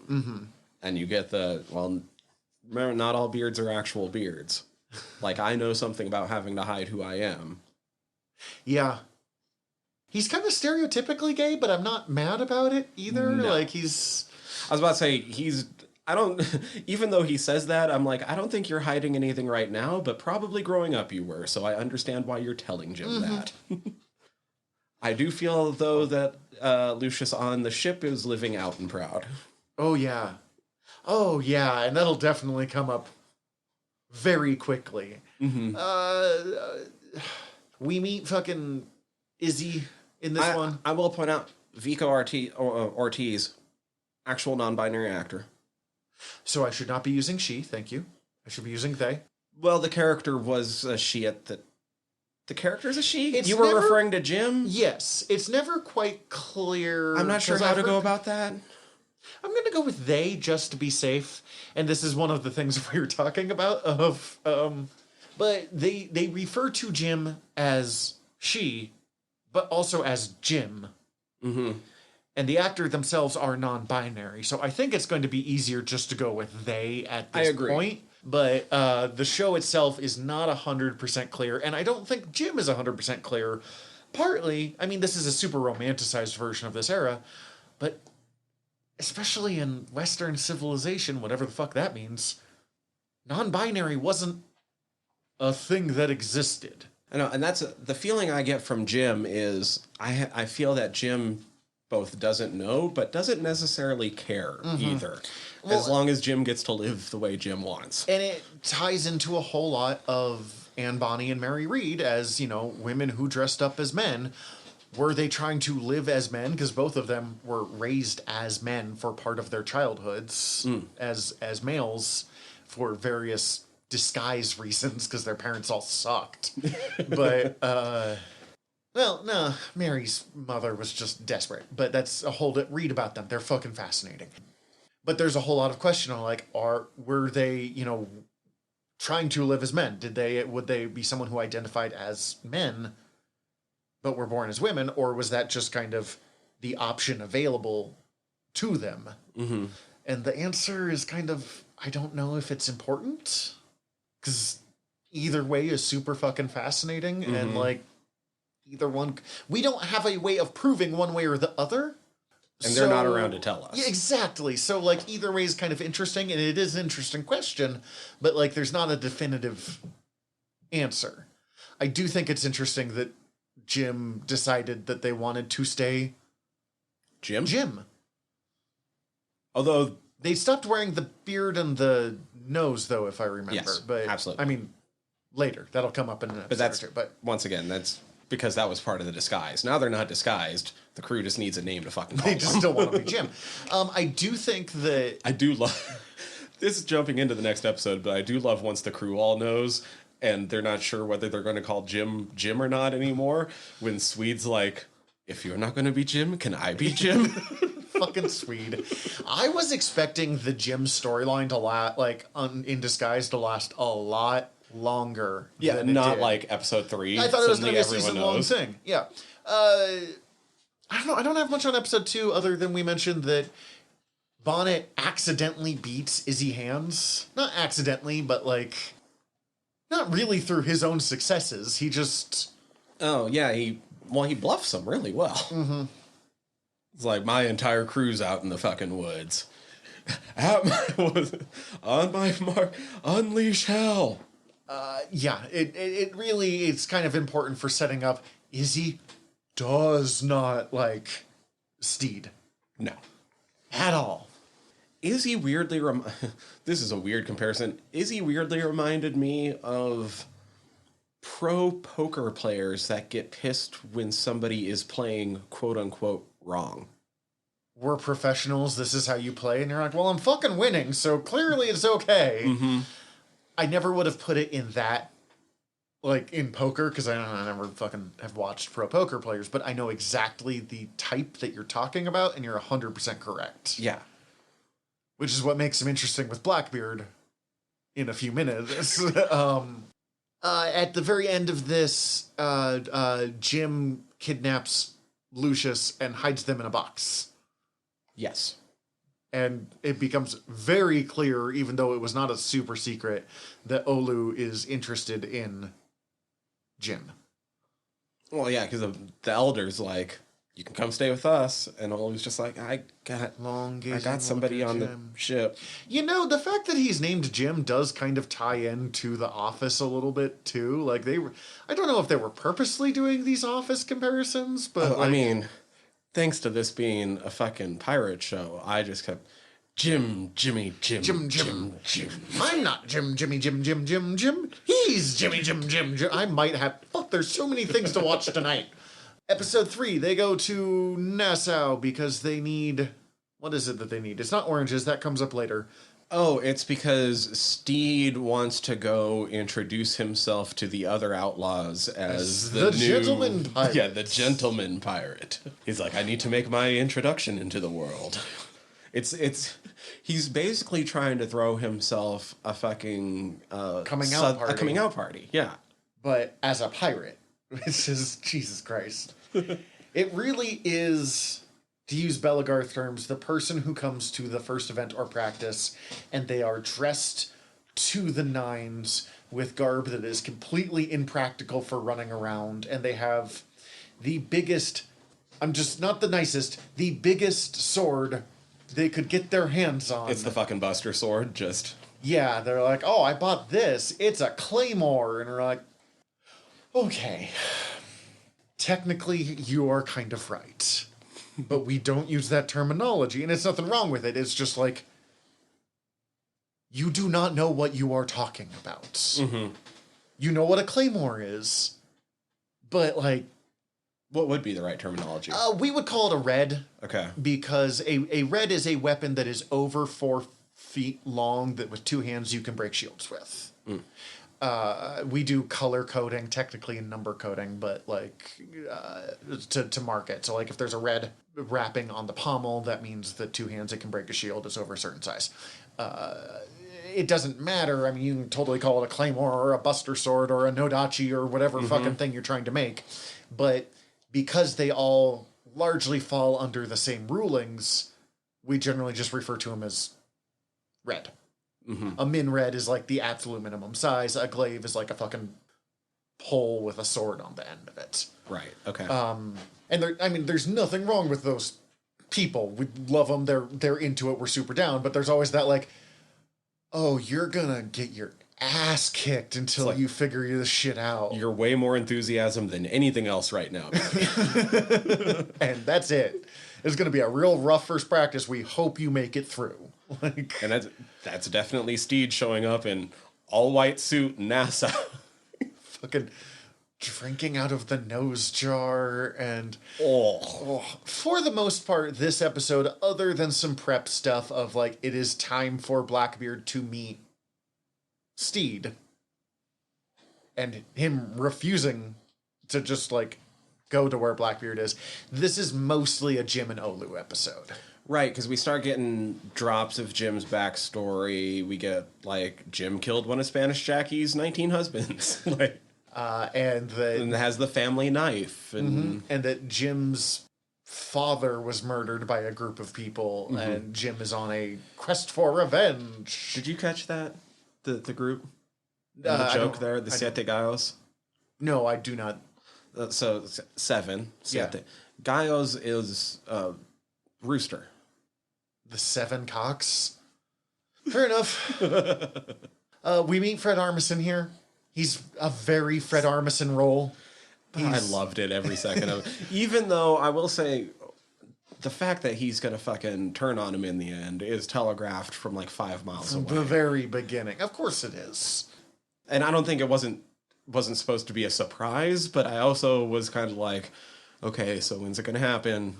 No, it was a thing of you really needed to see how unprepared Steed was for all of this. And so immediately falling for Fred Armisen's very bad double cross kind of shows how badly he needs. Well, and it was the double cross, so the end of this episode surprised the fucking hell out of me. Yeah, it took off in ways that I was not expecting it to yet. Because it's the end of this episode where Jim gets outed to the crew. They tear off the nose. They and tear off it's- the nose because Spanish Jackie wants it for her new nose jar. And then Steed gets fucking stabbed. Like, badly stabbed. And was being hung. Yeah. And admits he's a shit pirate. That was, I think, a really important moment where Jim calls out, like, you're the worst fucking captain of all time. And he's like, yep, that's accurate. Yep, that's fair. Because he needed to have that, like, oh, fuck, I am wildly unqualified for this, to get to the point where he actually could learn and start training before. Because before he was just like, I'm a gentleman, of course I can handle this. But he can't. He absolutely cannot. We kind of skipped over Spanish Jackie. So there's not a ton to talk about to her in this, but she is like a nice little piece of world building, kind of more than anything else. And who is that? That's Leslie Jones? Yes, that's Leslie Jones. Does a great job. It's fine. I mean, I hope we keep getting more of Spanish Jackie in some way or another, but she's kind of just... Her character development doesn't happen much, and it doesn't happen until later in the series. She feels like the kind of like more the newer takes on the Penguin. Not newer, not like he's a criminal all the time. It's more like he's a criminal. He is sometimes going to backstab you, but he also has a lot of good information. He's we're gonna have to... absolutely a criminal. He's a mobster, but he runs this lounge, which honestly is a pretty new thing because that didn't happen until the 90s. Yeah. And it's the best thing to ever happen to the Penguin. So having that, like, yeah, I'm absolutely a fucking mobster, or in this case, pirate mobster. But I just run my bar and I run business and you fucking come to me if you need something is a really good piece of world building. And the fact that she's got a fucking nose jar is weirdly hilarious and gross.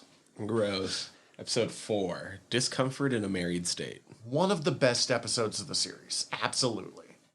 Yeah, I honestly think that I love where this series ends up. I love where it goes. Episodes 4 and 5 are probably a toss-up for my favor right now. When the show's making this transition is... It's those center episodes really are. And I mean, like, the end episodes are great, and they do set up some really needed things to happen. But these and they ones... have emotional bits in them. They're really cool, but these ones are transformative. If this had been a longer series, this middle stage would have been, like, most of the series still, of them learning to be pirates together. And we get so much of Blackbeard immediately here, because he's legitimately kind of scary in this episode. But also the, like, ongoing fascination of, like, what the fuck is happening on this ship? Well, it's weird. He has all of the same fascination that Badminton had, except he's not dismissive of it. Mm-hmm. He's like, what is this? How are you doing this? You have an entire fucking library with you? Why? What? Okay, that's amazing. He's got the same confusion that Izzy has, but he's not, like, offended by it. He's fascinated. Mm-hmm. I mean, he talks about it of, like, I think it's in this episode of, like, you're the first person I've ever seen to do something interesting with pirating in years. And in this version, he's been Blackbeard for, I would guess, decades. Yeah, it seems like he's been pirating in some way since he was mid-teen. Mm-hmm. And he's clearly been captain longer than his 2 years that he was captain. Mm-hmm. Because Izzy makes a mention, I think, in this episode of, like, I've been dealing with your increasingly erratic behavior for years now. But this entire bit, I mean, starting and you know what? Maybe. Yeah. We only know the 2 years of Blackbeard, really, but... I do feel kind of like... I also feel like you don't get that notoriety without building up in some way. Yes. Also, those were a very busy couple of years. Mm-hmm. But what I was going to say is, fuck Izzy. But I also, at least in this episode, kind of get where he's coming from. He's trying to run a fucking pirate ship and, like, look after his boss. And his boss is seemingly losing his mind and does not care about what's happening. No, I'll agree with you. Like, I hadn't thought about it before, but yeah, like, fuck Izzy. But in this episode, I would maybe be acting the exact same. Like, for God's sake, I'm trying to make this shit run. I mean, Izzy's kind of just like the shitty Lucius. Yeah, really. That's or the shitty Olu. Like, yeah. You know, the people who actually keep everything going. Mm-hmm. But he's so determined that Blackbeard should be... He is so anti-personal growth. He wants Blackbeard to be who Blackbeard was years I don't know before. if he's necessarily anti-growth. I think he's anti-change. Okay. And growth is change. Yeah, okay. I'll give you that. Blackbeard is not who he was when he was younger, when he was, you know, just the Dread Pirate. And Izzy doesn't know how to deal with that. Mm-hmm. We do get... This is the first... This is when we start getting a lot more of Steed's backstory, though, too. Mm-hmm, and, because like, he's his married life and what that was like. Getting into it in the first place, not wanting to be married. I do like that from the very beginning... It's kind of like what we talked about of Ted Lasso's ex-wife.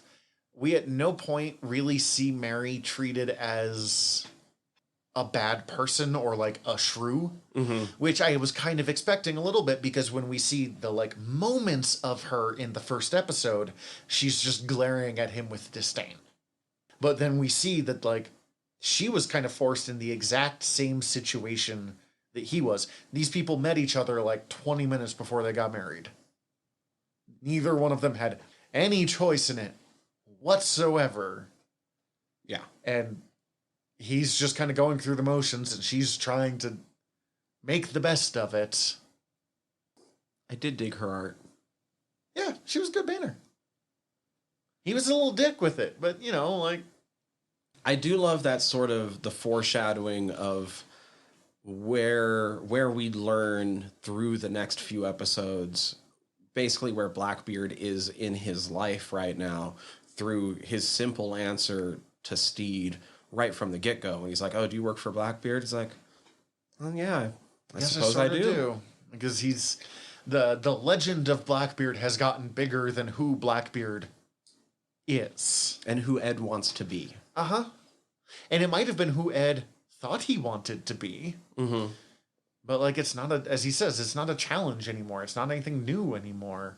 I will note, because we've talked about how queer the show is, it hasn't gotten there yet, but we get the first few hints. The way that he's like looking over Steed as Steed is stabbed and hallucinating, and it's not anything romantic, but the way that he interacts with Steed, the way that he gets close to him in a like bed scene, is different than I am used to seeing two males portrayed on television. Mm-hmm. And it's very subtle, but it was immediate like, huh, that was different than kind of like what I was expecting. Did you, going into this episode, did you know the science behind why women are bad on vessels? No? Because they have crystals in their body. Ah, yes, of course. The crystals attract demons, and the demons attract misfortune. Was this Roach? That was Frenchie. Okay. God damn it, I can't keep it up. Yeah. That's... God.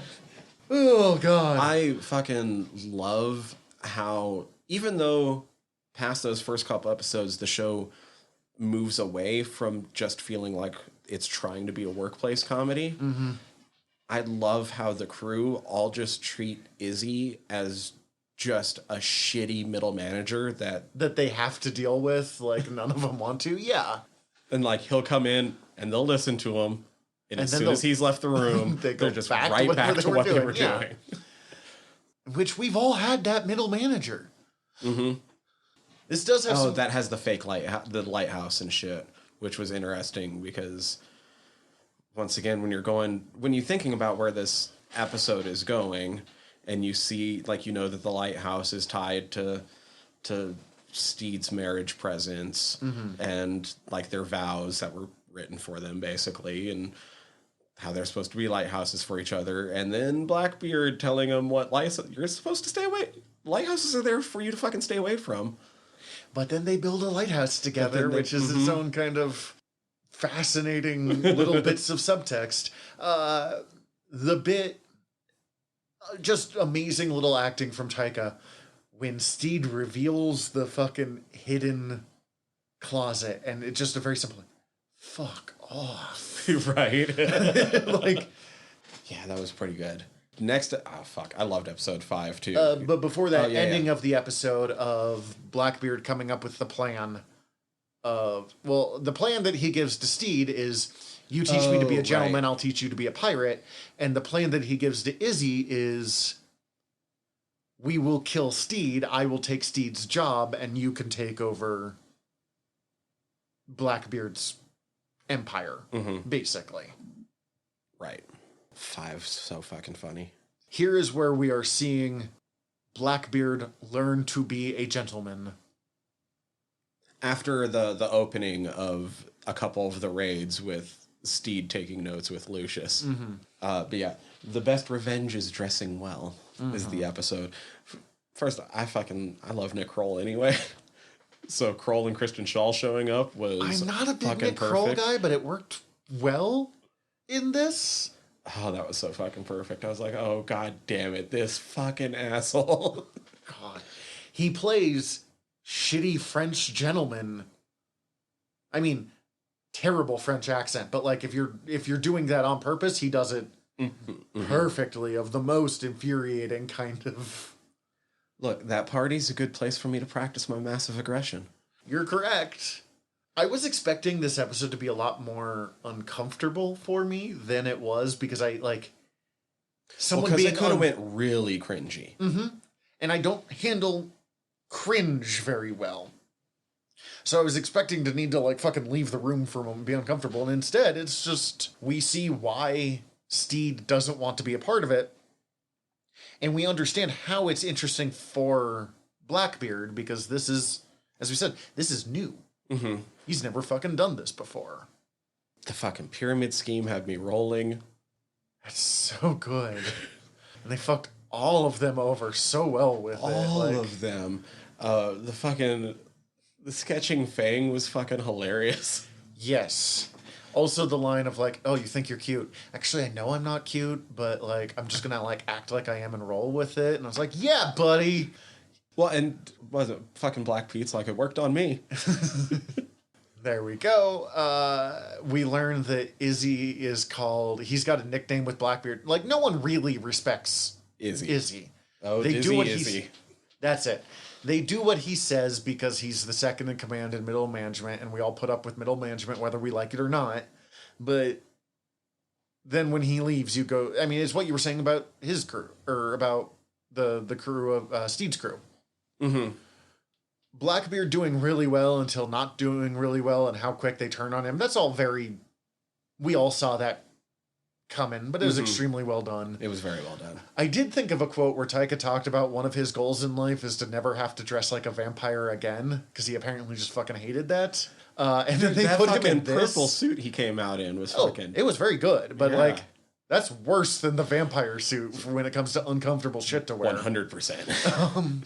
What I did appreciate is that we actually see, because up to this point, we don't see Steed successful at any point in his life. We don't see Steed, I mean, when we see fucking Badminton completely disrespect Steed. What we see here, Steed's really fucking good At at like, his thing. yeah, at his thing and how to deal with high society, even though he fucking hates high society. And that scene of how quickly he destroyed, The entire party. yes, It was and so literally set it on fire, was with like 4 fucking lines. Also, the pyramid, did I get it right that the pyramid scheme just gave all of the money to like the black servants? Yeah, and they Just fucking left? Yeah. Like, oh, that's so good. So there's the two big things towards the end of this episode is Badminton convinces King Admiral George. Badminton Yes. convinces King George to let him go after his brother's killer. Mm-hmm. And I do like the complete lack of respect they have for every gentry person we see on this show. Because fuck the gentry. and Steed and fucking Blackbeard's interaction with the you wear fine things well and giving him the That's the moment that it becomes directly romantic. And I do know a lot of people were real set up for queer baiting to not happen, and then have it not happen. And spoiler alert, it does. This show at this point is like, okay, we're a romantic comedy now, and let's just roll with it. Have you heard the official ship name for those two? Bleed? Black Bonnet? Black Bonnet's better. I don't dislike Bleed though. I would, but Totally into Black Bonnet. that's very cute. Yeah. 6 is the art of fuckery. That starts with Steed getting taught by Taika how to get ran through. And the very clear, like, Izzy thinks they're fucking because of the noises. I believe that was an intentional nod to like Three's Company. Okay. From what I read, David Jenkins said something about that. I knew it was a clear nod to something. I haven't watched enough Three's Company to catch that. But He's like, it's supposed to be like the same sort of thing as Three's Company, but we also intentionally set it up to be like, it's a romantic scene. God, and they're like, oh man, like there's no vital organs here, just like the kidney, or no, the liver. What the fuck's liver do? You're like, oh no, oh, Blackbeard, that is very important. And we end up getting Blackbeard's story about the Kraken. And by the end of the episode, we find out what really happened. There is a lot that happens in this fucking episode. And the credit to the show of, we talked about how we expected Jim's story to be stretched out much longer. They are not overly interested in this show of stretching out anything overly long, and just, we will have character growth and we will have it now. This is the one where Blackbeard mentions that he's never killed anybody past his father. Which apparently might directly. be true, which is incredible. It's where Lucian loses his finger after he gets horribly infected. Oh, God, that grossed me out. Oh, God. But then Black Pete whittles him the That was very cute. And they kind of become... Because before, it's just like, no, they're all fucking around. And this one, that's where they're like, oh, they're a couple. Izzy ends up defecting and going to Jackie by the end. And by defecting, they mean he was literally thrown off of the ship. And Blackbeard reveals that he was supposed to kill Steed, but doesn't want to. And a pretty good depiction of a panic attack. I'm always interested in depictions of panic attacks in media as someone who has had them, because I've seen them really horribly portrayed before. But like seeing them, I feel like if you've had a panic attack, you portray them pretty well. Mm-hmm. Oh, and the Izzy getting thrown off was after the duel, which I fucking loved that. Like, You have trained me well. Actually, not that well. But I love, like, looks like your weapon's inoperable, so technically... I win, and he's fucking stabbed to the mast. all because he fucking ponied up for the expensive wood. I do like... And he's like, oh, you're getting better. And he's like, yes, I haven't cut myself on my own sword in weeks. Oh, there we go. Immediately, just... there's so many small little lines. And obviously I don't want to just like, let's list off all the funny jokes, because that's not fun or funny. But just, they're constant in this show. 7 is the scurvy episode. Okay. That's they have to go on land for oranges. And here is a Heavy gym major episode. gym episode. But major step forward with Black Bonnet. Very, very sweet. When he's talking about his fucking restaurant or whatever, and having the gift shop and their little... They're just describing the fucking Cracker Barrel. But they're going back and forth and, like, making this reel and, like, playing out the scene, and Lucius is just watching him like, this is happening. Oh my God. And that is the very much audience surrogate that Jim is in this one. I'm like, oh, fuck. Lucius is. What did I say? Jim. God damn it. Oh, God. But this is where we get super heavy Jim backstory. Before that, the running gag of Blackbeard being like, I can't be fucking seen. Because everyone is so sure, just thanks to fucking Treasure Island, as we mentioned, it changes a lot of what we think of as pirates, that everyone was going for fucking buried treasure. And there's like one fucking guy who was rumored to have buried his treasure. And he wasn't even a pirate on purpose. He was I can't think of his name but he was supposed to be a privateer. But then he fucked up and took out the wrong ship and like was like, well, guess I'm an enemy of the crown now. Oops. Let's do this. And here's where we see Lucius being loyal to Steed in a way that he wasn't before. Because before he's like, I'll absolutely help overthrow him. Yeah, this one we find out that Jim's name is Bonifacia, or was. Nana is awesome. And terrifying. And terrifying. I feel like she was trying to raise Machete. And, I just thought how super cool it was to have her be just super accepting. Mm-hmm. You learn it's because she's a super fucking scary nun that raised Jim to be a fucking divine vengeance anyway, but Jim is all set up to be Zorro or the Phantom or any of those like old school pulp action adventure revenge stories. Did you laugh as hard as I did on the fact that they had a fucking crown bag covering the shovel tip? I didn't even catch that. I'm pretty sure it's just a Crown Royal bag. Jesus Christ. It looks exactly like a fucking crown bag. Oh, God. I think my favorite moment in this one is Black Pete complaining that he's not in charge and all of them God, yeah. being like, well, but I listened to Jim. Like, if Jim stabbed me, I'd think, yeah, I probably deserve this. Like, I would love to be stabbed by Jim. Nana just making fun of him for working for oranges. Mm-hmm. It was all great. I don't know, like... And here's where we get the fucking petrified orange that is only important because it'll come up later. Mm-hmm. It is so fucking gross. Looking back on it, I actually really like this episode a lot more than I think I did. It falls under that middle section right before everything goes.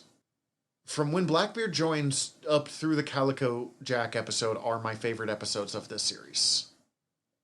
All the others are still good, but those are the ones where it's like everything's in the groove and they're getting better and better every episode. Mm-hmm. Oh, at the end of this one, Jim stays behind, though. Because it's the next couple episodes where Oluwande gives away the room. He just wants Jim. I'm kind of surprised Oluwande didn't try to go with or anything. Yeah. And Jim and Oluwande almost make out in this episode before, like, so close. They are very open about the fact. Again, what I was saying, this show is not really willing to draw things out. Many other shows at least would have waited till the end of the season. Will they, won't they? Yeah. And they're just like, no, this kind of just makes sense for us right now. They fucking will. The closest there is to will they, won't they at this point is Black Bonnet. Black Bonnet, and they don't have time for anyone else to take up that space. Mm-hmm.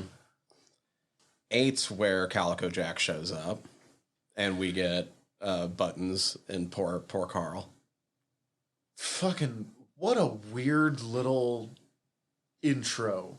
Buttons belongs on the fucking Muppet Treasure Island ship. Yes. He's just... I'm going to say Will Arnett is in peak Will Arnett in this episode. Mm-hmm. Everything I've seen implies that Will Arnett is actually like a really interesting, nice dude. But he's so good at playing manipulative douchebag. Yeah. Because I watched this through the first time with my girlfriend, and on this episode, as it started in and Calico Jack shows up, Marge is sitting there and she's looking at him, and I'm looking at him, and she's looking at him, you didn't catch him I'm immediately? looking at him, and like after a minute of him being on screen, I was like, I got it. And she's like, what? I'm like, that's Will Arnett. And she's like, what the fuck? This does bring up a thing, and it's fine because they're all for the romanticization of pirates.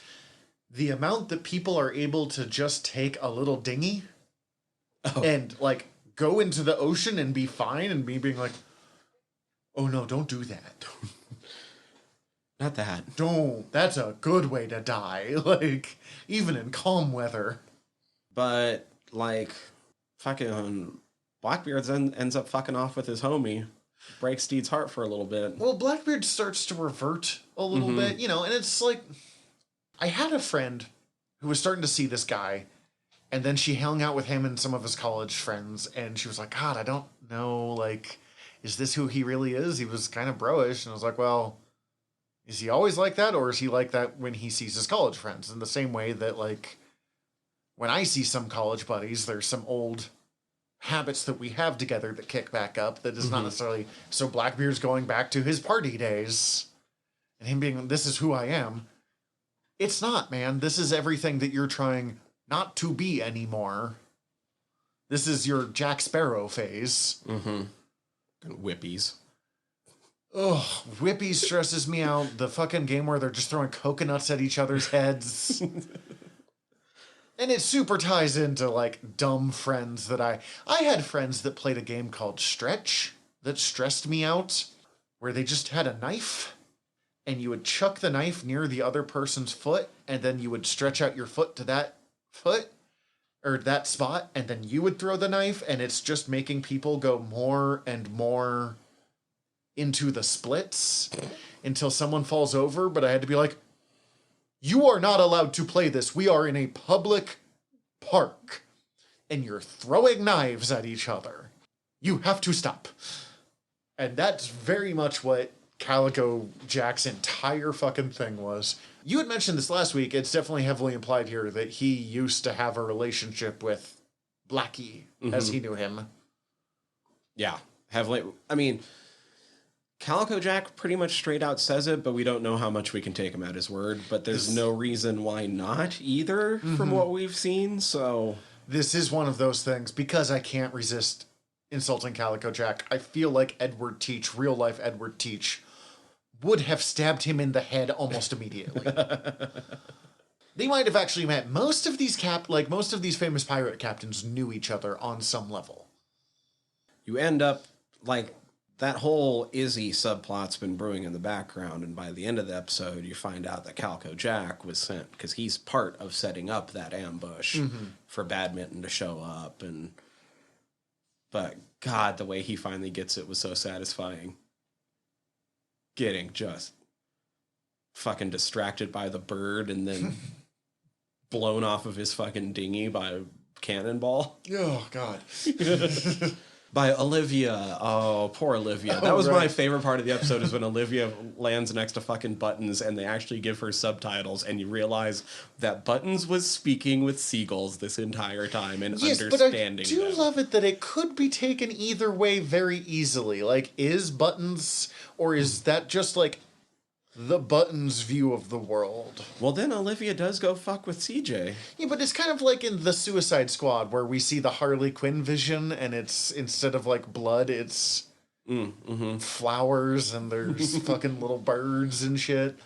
Maybe one of the best uses of the chain ever in a TV show. Which bit is this? The song, the Fleetwood Mac that's rolling at the end, and they match up the British drummer with the actual drum beat as they're coming in for the raid on the ship. Very. Music is always well treated in Taika shows, I feel like. That made me so happy. I mean, I know he didn't direct this one, but he just... Right, there's, I don't know, like past his...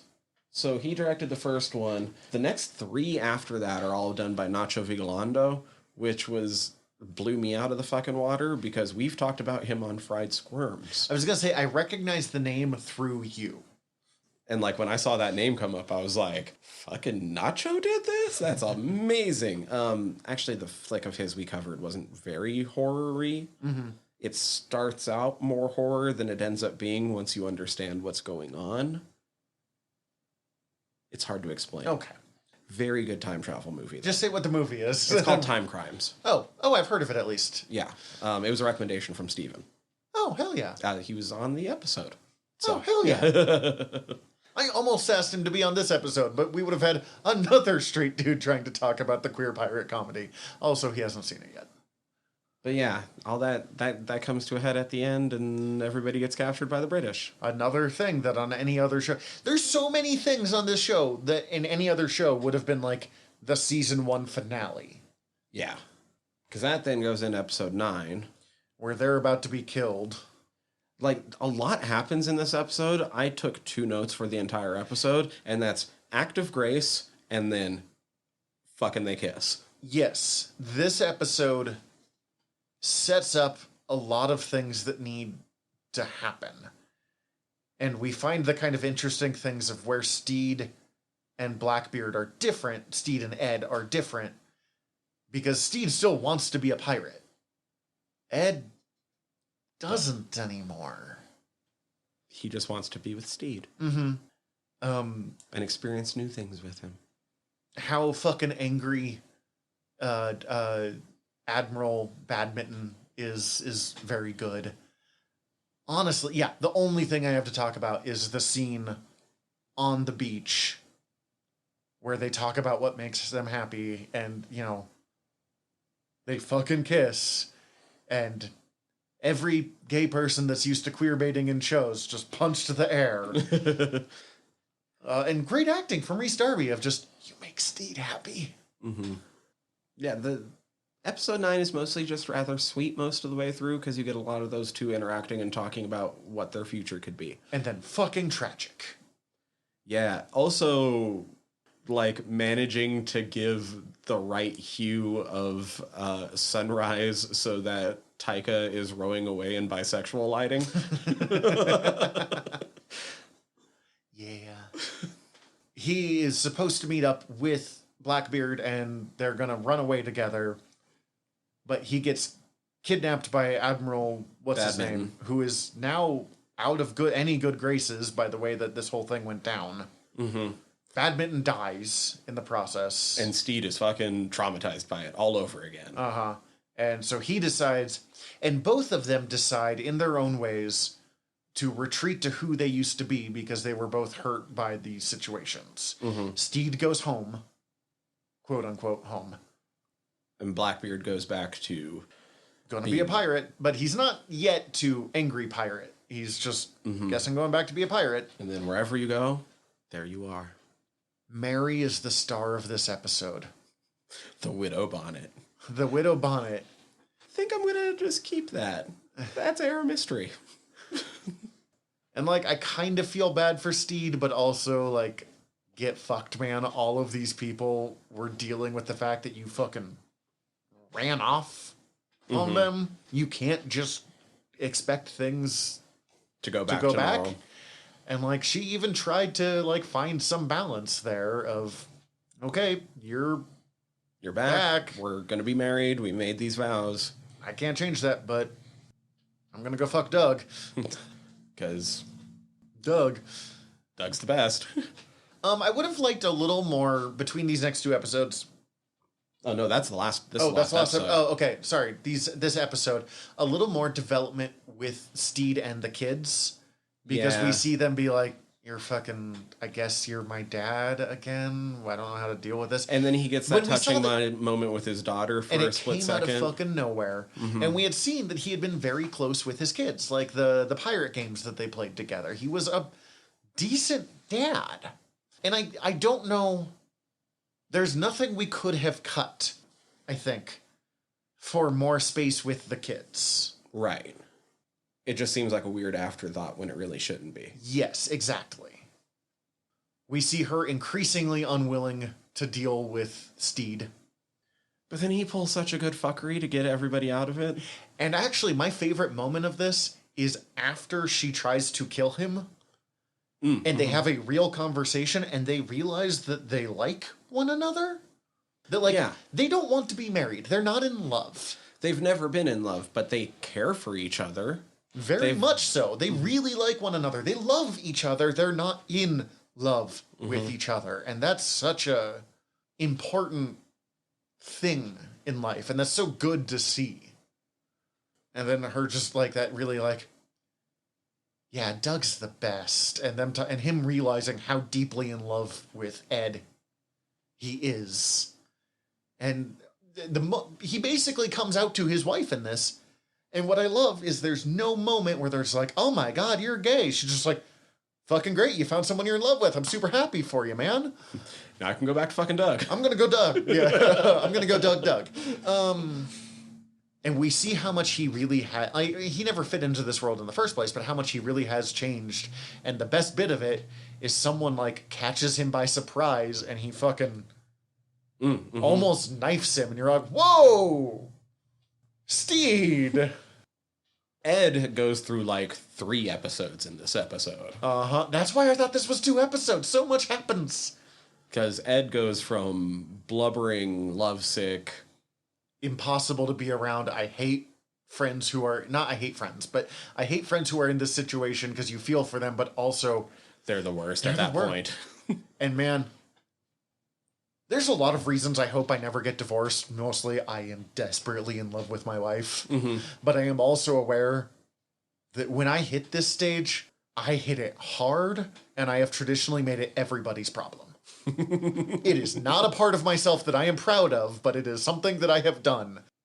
And I found this so fucking relatable. Yeah.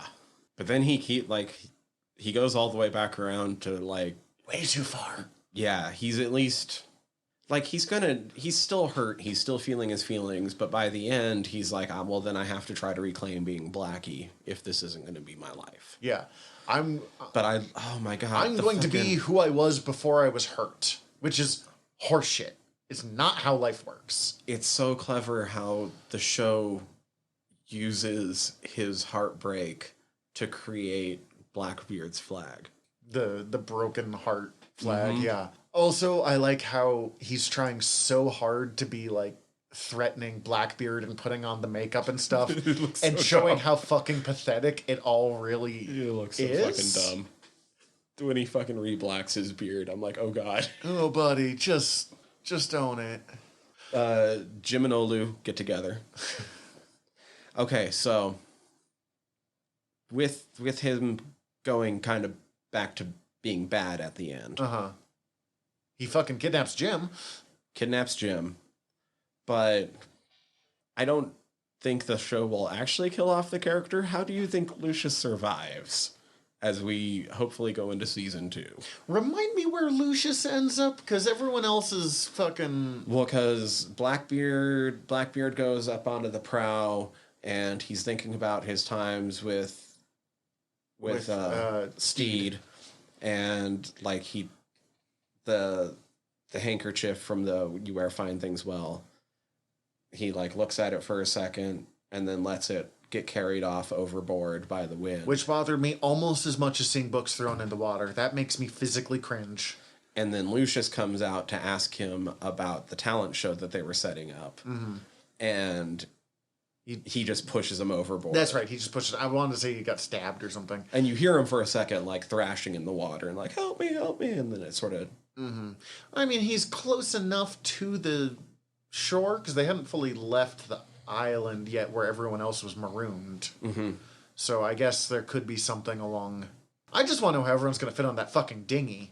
Okay. So for the Lucius bit, I think that they're all, at this point, not doing enough of their duties, that no one pulled the plank that was let down that Lucius was supposed to scrape the barnacles off the side of the ship so with. He just climbs on. I think he climbed on that. Oh, that'd be good. I'd like that. But beyond that, like, we've talked about the hidden wardrobe, but in that scene, Steed says that he has multiple hidden passageways through his ship. Just for an air of adventure or something like that. So, yeah. So Lucius could fucking is probably the one that knows where they're all at. Oh, he would have to. Oh, that's good. I like that. And I think, so Lucius is going to end up helping, like, Jim retake the ship or like throw a mutiny. Whatever. And then... I do like that even Blackbeard's men, like, no one is happy about what's happening except for Izzy. Yeah. Because no one wants Blackbeard in his, like, sad, pathetic stage, but even his men preferred hang out and Lucius draws your dick in extreme detail stage of life. Well, yeah, I mean, because Fang's the one to knock Jim out. But if you watch Fang in that scene, I don't think he had to be draining that fucking bottle of rum to knock Jim out with it. I think that was all because he's like, I can't fucking believe this bullshit's happening again. Mm-hmm. I'm getting drunk. Where they're throwing the books away and they all look sad. And when Izzy's like, Blackbeard's back, Fang doesn't look happy there. He's just kind of like, fuck, I guess I'm going to throw these books away. I am focused on that. I apologize. We have discussed my love of books. I have very visceral reactions to seeing them destroyed. But, you know, yeah, Steed shows up to everybody that was... and Olu's response is just, fuck me. And I love that there's like 10 different things that could mean of like, I can't believe this, to like, oh God, we have to deal with this guy again, to like... Is he really the one saving us? Like, there's so many different levels of emotion, because he ditched them too. Mm-hmm. They might not have the best feelings for him, but also they're saving him. And that crew went nuts. Without him, that crew went nuts and ready to eat each other on that island immediately. Yeah. There's no way they were hungry yet. No, they just couldn't handle it. That's the end of the season. I hope it gets renewed. I mean, it looks like it's probably going to. It's in this day and age, it's weird that it hasn't been made official quite yet. Yes. I mean, Peacemaker was announced the day the final episode came out. And even then, it was mostly like dealing with some contract stuff. I bet the hardest part is finding the fucking time. Because Taika's super busy. And Thor Love and Thunder is out in a couple months. And then I'm pretty sure he's supposed to start working on Star Wars then. So it's a matter of, like, fitting this in. And I desperately need him to make those Star Wars movies. So I need him to keep doing that. But I also need him to keep making this. Because my feel-good shows right now are this and Ted Lasso. I fucking dug it. Yeah. Honestly, my recommendation, if you got to this and haven't watched this, go fucking watch this show. Go talk about liking this show. Make this fucking show. And then my other one is Muppet Treasure Island. Okay. I don't even have anything to say about it. It's just my favorite pirate movie. My recommendation, show that got canceled too early. There's only like 23 episodes, it's 2 seasons, and then it got canceled, never got fully wrapped up. That was a Nat Faxon comedy that was on FX with Judy Greer called Married. Oh, I've heard of it. I will say, if you only ever watch 1 or 2 episodes of the show, it's going to appear like it's a show about a married couple that hate each other. If you watch the series, you realize it's a show about a married couple who live a very realistic and like relatable life, and it's showing why even when life is tough, they're still together. I get that. That's not the one with Martin Freeman in it, is it? No. Okay, that's something else that looked similar. It's Nat Faxon, Judy Greer, Brett Gelman, and Jenny Slate. Oh, cool. And it's kind of like you have them as this married couple who don't always like each other, but always love each other. Welcome to being married. And then it's sort of contrasting them against their 2 friends, Brett Gelman, who is a super bitter recent divorcee, and Jenny Slate, who is their mess of a friend who is trying desperately to get her life together and simply can't. I've never been a divorcee, but as someone who got out of a long-term relationship and was super bitter for a while, I've been every one of those things. And I desperately love my wife, and I desperately like my wife, but like, you know, anytime you deal with a person constantly, there's that really... I'm going to stop talking. I feel like I'm putting my foot deeper in my mouth the more I explain this. But it's weird because it's like, if you only ever watch 1 episode of a show, you would think it's a show about a married couple that You'd be hate like, each it's other. fucking Married with Children, but instead it's... But yeah. when it goes on, it's just a more nuanced look at it all. And this show is just called Married? Okay. That's what I got. Cool. Next time, we're pretty much going back to what we might have been talking about since like the very first fucking episode. Within our first 5 episodes, we started talking about this movie. And we're finally to a spot where we'll get to watch it. It's time to go see Our Pats Be Our Bats. I mean, I've seen it, but it's time for you to Oh, see I didn't know. I didn't. We talked about it last time. Oh, that's right. Yeah. I've seen it, but I'm going to see it again. My memory is goldfish. Yeah. It's time for me to see Our Pats Be Our Bats. It's time for The Batman. The Batman. In the meantime, we're your generals of nerdery. I'm Zach. I'm Tyler. Dismissed. Hi, everybody. General Tyler here. If you like the show, please hit subscribe however you're listening to us right now. Also, if you could rate and review us however you're listening to us right now, or preferably over at Apple Podcasts, we would super appreciate it, as the whole world is ran on algorithms, and we want to be all up in them, getting our voice out to more places. Also, I mean, tell your friends. We always appreciate that. If you want to get in contact with us, ask us questions, give us comments, email us generalnerderypod@gmail.com. You can also contact us through our website, www.generalnerdcast.com. While you're there, check out all of our back catalog, or click the links up at the top, as we are part of the Earworm Podcast Network. Go check out all of our sister shows. We're involved with most of them, so if you already like listening to us talk, it might be in your best interest. And if you want to check out everything from the network, head over to earworm.com, EARVVYRM.com. We'd super appreciate it. Love you all. Have a good one.